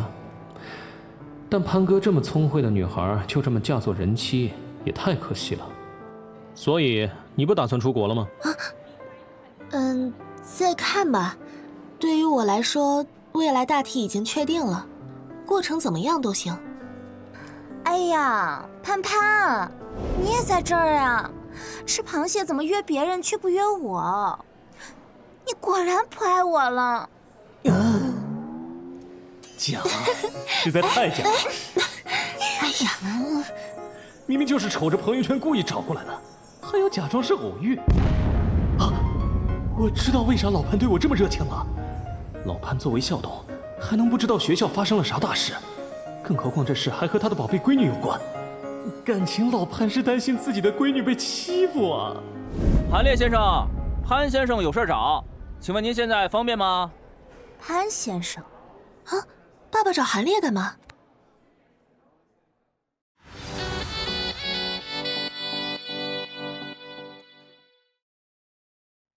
那孩子看着是聪明，但你有必要对一个小辈这么热情吗？老张，亏你还是当校长的呢，你连自家学校出啥事了都不晓得。我听说老潘那闺女被欺负了，老潘估计正怕着呢。唉，其实孩子们平时的玩闹我都是不干涉的，但现在的情况我不得不操心呐。楠楠还是得有一个对象照顾，我才放心。以后的生意也有人打理。楠楠虽然聪明，但把事业全交给一个女孩，我实在是不放心。这么多生意，要是累着她可咋办呀？找一个有能力的男人，他负责享福就好。老潘这意思是，他打算把接班人的担子落到未来女婿的身上。不管老潘是怎么打算的，不利用那就是傻子。可以稍等我一会儿吗？请进，请进。潘叔叔，打扰了。来来来，小韩进来聊。哎呦，怎么还带了酒啊？我想着空手来不好。潘叔叔，谢谢您的招待，我想给您和几位叔叔敬一杯酒。呀，小韩太有心了。不用和叔叔客气的。我家里从小就教育我，礼节仪式丢不得，更何况我是小辈，这是我该做的。感谢叔叔的招待，我敬您一杯。好孩子，那叔叔就受着了啊。您请。不错，倒酒动作标准，从主位开始依次倒酒，礼数周全，连碰杯拿酒瓶的细节都没有落下。这小子家里不简单呐，要教出这样的孩子，肯定是特地教育过的吧？啊，小韩啊，听你的口音，应该不是本地人吧？啊，我老家是孟城的，刚到魔都还不熟悉，所以选择了先住校。老师留的作业不多，压力不大。孟城啊，哦，是个好地方。叔叔喊你上来啊，也没有其他的事。就是想着我们楠楠很少和男孩子玩，能和你玩到一块儿，证明你肯定是个好孩子。想让你呢，平时多陪他出去逛逛街，聊聊天。你们放心，钱的问题呢，有叔叔在。啊，叔叔您太客气了。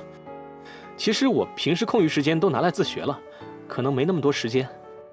啊，不过潘哥确实喜欢和女生一块玩，刚才来了位同学，他们正在聊天呢。女同学嘛，我就说呢，她怎么没有跟你一块上来？楠楠的朋友我都熟悉，是谁来了呀？啊，是我们班上的班长，叫做席路婷。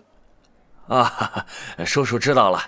那小韩，你继续去吃东西吧，帮叔叔照顾好潘哥。要吃什么东西啊？随便点。那叔叔您几位慢慢喝，我下去了。行，去吧，乖孩子。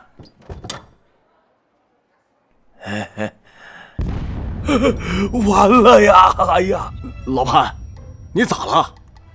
不行，不像话，太不像话了！我要下去看看情况。哎，老潘，你别急啊。对嘛，也不一定怎么回事呢。你好歹等等，等会儿再下去。哎，是啊，你现在直接下去，万一把孩子给吓着怎么办呀？哎呀！回来了，我爸找你有啥事儿？没啥事，就是交代我该吃吃该喝喝，照顾好他的宝贝闺女呗。哼，潘潘有我照顾就够了，不需要你。而且你这个狗男人，怎么突然和潘潘约到一块儿了？能因为什么？当然是为了蹭饭呢。倒是你怎么找这儿来了？哼，我刚好想吃螃蟹了呗。怎么着？只有你们知道这家店的螃蟹好吃啊？哈？嗨，这桌再加2只螃蟹。鬼扯，明明就是站岗来的。话说潘哥这也太倒霉了，原本想拖我下水，却没想到突发意外。先是老潘来了这儿撞见我，又是被席路亭当场找上门。你适可而止啊！我可不请你，你自己买单。这下好了，他把自己带沟里去了，倒霉，实在是太倒霉了。切，自己买单就自己买单呗，姐生活费刚发下来。不过你这狗男人，东蹭一顿西蹭一顿的，你是要蹭遍全校的美女吗？怎么样，潘哥的软饭是不是格外的香？韩烈人挺好的，是我主动要回请他吃饭。我和他聊得来，乐意和他分享美食。来了，潘小姐这话说的多引战呢。哎，你俩爱咋玩咋玩，别总拿我开涮行不？我祝你们友谊长存，行不？呀，我感觉我现在就像个电灯泡，锃光瓦亮的那种。这还差不多，那就借你吉言了。知道自己是电灯泡就好。吃完快走，我要和潘潘去玩了。我去，你还真敢接话呀！老潘还在那看着呢。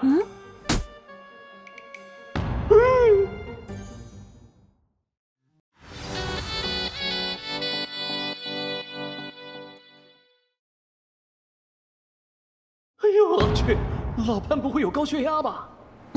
行了，你们赶紧吃东西吧。哎，真是的，吃个饭还腻歪在一起。什么意思？不但拿我和席路亭的事往我身上插刀，还敢对我挤眉弄眼，耍我玩是吧？我不刺回去，我以后就不叫潘哥了。这是怎么个意思呢？你难道不是盼着我俩感情融洽，你好一箭双雕吗？楠这是在调戏小韩？不对，这一箭双雕又是什么意思呀？年轻人玩得这么花，我家楠果然被带坏了。唉，什么嘛，潘潘你别胡说。虽然我对潘哥只是闹着玩，但我是真的有点喜欢韩烈啊。哼，什么一箭双雕，想都不要想。哎呀，不还有那小伙子在吗？先别管什么一箭双雕的事情了，只要他能和楠在一起，啥事儿都可以商量。赶紧把我放开，挡着我吃螃蟹了。楠啊，爸，你们吃的咋样了？你怎么下来了？我听说你认识的新朋友也来了，就下来看看你们。哎呦，你就是婷婷吧？潘叔叔你好。啊，婷婷的父母是哪里的呀？父母身体怎么样啊？又开始了，长辈专属的一顿问好套路。行了，叔叔不打扰你们了。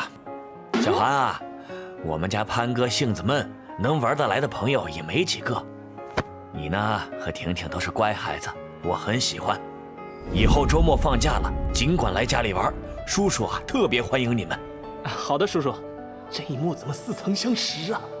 不对劲，我爹对男孩子的态度一向严厉，怎么唯独对韩烈青睐有加？前后只见了2次面而已，难不成这男人身上有啥魔力吗？他在笑什么啊？小潘潘，你爸爸感觉很和善嘛，完全没架子。哼，不就是被爸爸看中了吗？有什么了不起的？给我等着，我一定会弄清楚你身上到底有什么特殊的地方。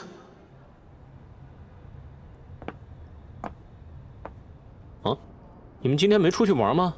怎么看起来这么丧啊？啊，你去说。还是你去说吧。说，到底出啥事儿了？烈哥，我俩今天是专门在宿舍等你的。就那什么，我们班的单子豪今天突然跟我俩打听你了。打听我？为什么？不清楚，他没说原因。单子豪啊，这个名字有点耳熟。想起来了，国教院1拳2硬3富4贵榜单排行3富的那位公子哥，同时也是潘哥的头号追求者。他突然打听我，估计是因为潘哥的事吧。我知道了，谢谢你们的提醒。没事没事，烈哥客气啊。烈哥，虽然他没明说，但我感觉和潘哥有关。肯定啊，难不成能和黄威那小子有关呢？再说了，他最多也就在我背后使使坏，随他去吧，影响不到我。啊，重点是使坏吗？重点是别整出人命啊！哥呀，单子豪好像还认识不少社会上的人，我之前还见过他们凑一块打牌呢。我倒是不担心烈哥会被整，但我担心单子豪那小子，万一他把烈哥惹毛了，烈哥一锤子直接把他给送走。单子豪和他那群小弟，这得装多少胎呀？这孩子又在脑补啥呢？哎，行了，和烈哥说一声就完事儿了。那烈哥，我们出去浪了哈。去吧。哦，其实以后你俩可以经常回来睡，哥的锤子从来不会抡向朋友。知道了，烈哥。反正烈哥你记得小心点儿，真出了事儿可别冲动啊。哎，你赶紧闭嘴吧，快走！看给孩子吓的。哎，虽然单子豪不好惹，但也不至于就这么打起来吧？那当然，霸总女神可是以最高价签约的，只是没想到给小黄瓜发工资也会转换成我的消费经验。啊，等以后我开家公司，是不是能实现真正意义上的永动机？花出去的全部折成经验回来，呵呵，爽，实在是太爽了。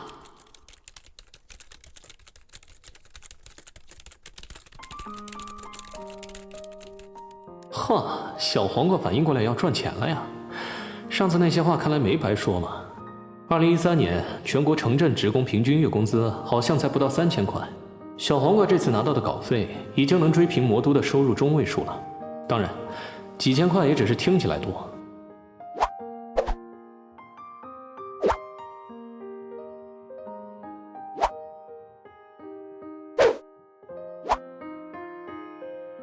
哼，唉，你的童年，我的童年，大家都一样啊。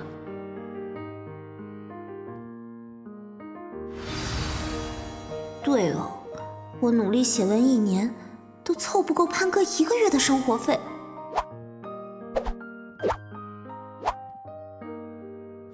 哼哼，比美貌吗？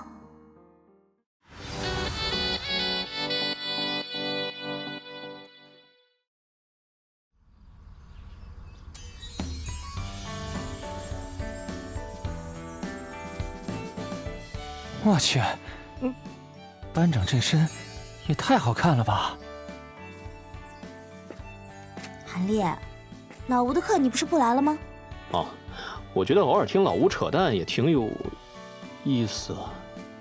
哦，这样啊，是挺有意思的。对了，早上好。班长，你今天好像心情很好啊？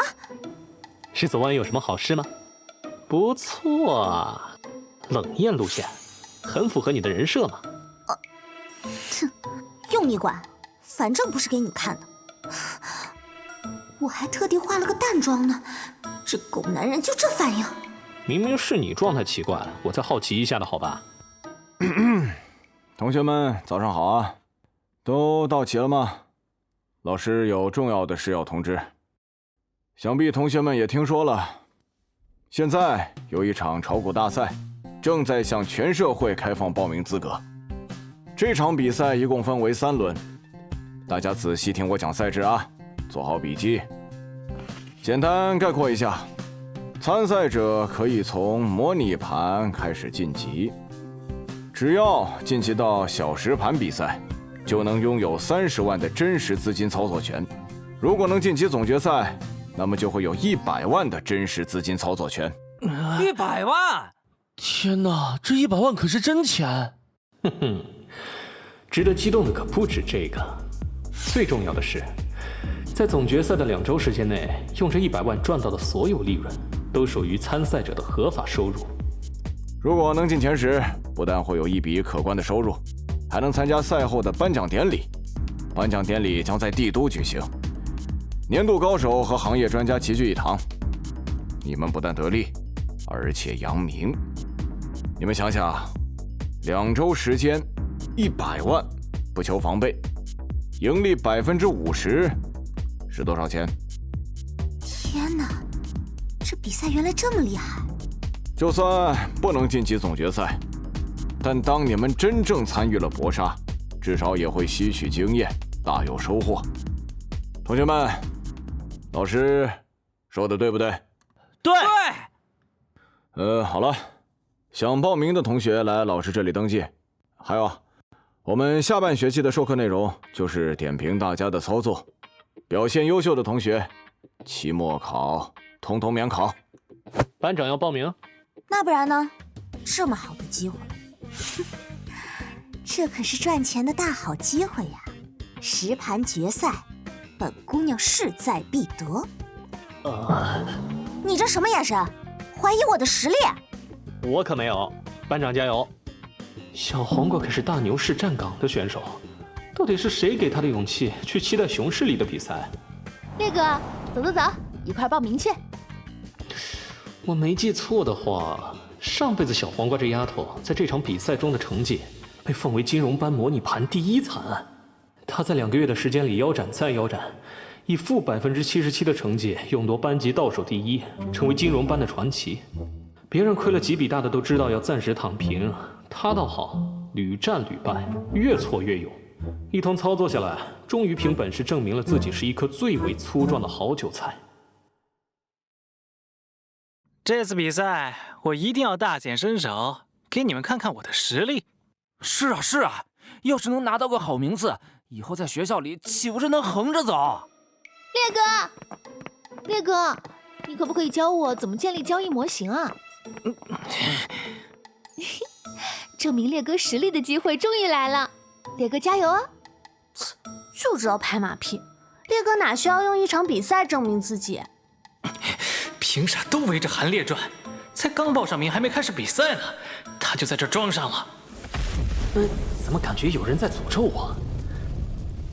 话说，当年段小艺和方菲菲的关系突飞猛进，好像就是因为这场炒股大赛。虽然这孩子性格差了点儿，但确实有些实力在身上。段小艺、郑磊、霞红娟，虽然谁都没能晋级小10盘，但收益率却十分可观，超过了20%，排在了班级前3。他之所以能获得美人青睐，估计也是因为这方面的原因。不过，这辈子可不一样了，这可是我难得的机会。哼，狗男人！等你把牛皮吹破了，我看你怎么办！好家伙，不愧是你，一如既往的猛啊！一会儿不看着就又被缠上，这家伙怎么就这么受欢迎？既然班长都这么说了，要不咱们来打个赌？赌什么？你不会又想给我挖坑吧？什么叫又想给你挖坑？我啥时候给你挖坑了？既然和比赛有关，那当然是要赌咱俩谁的收益率高。谁要和你比收益率？我又不傻。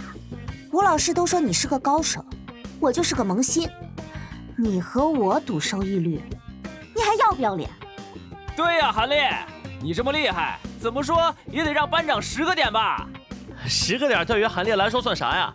起码得让20个点。要是班长输了，那韩烈还不得嘚瑟上天了？以烈哥那水平，让多让少估计都悬。要我说啊，最好还是别和他赌这个。就让20%，你敢让，我就敢和你赌。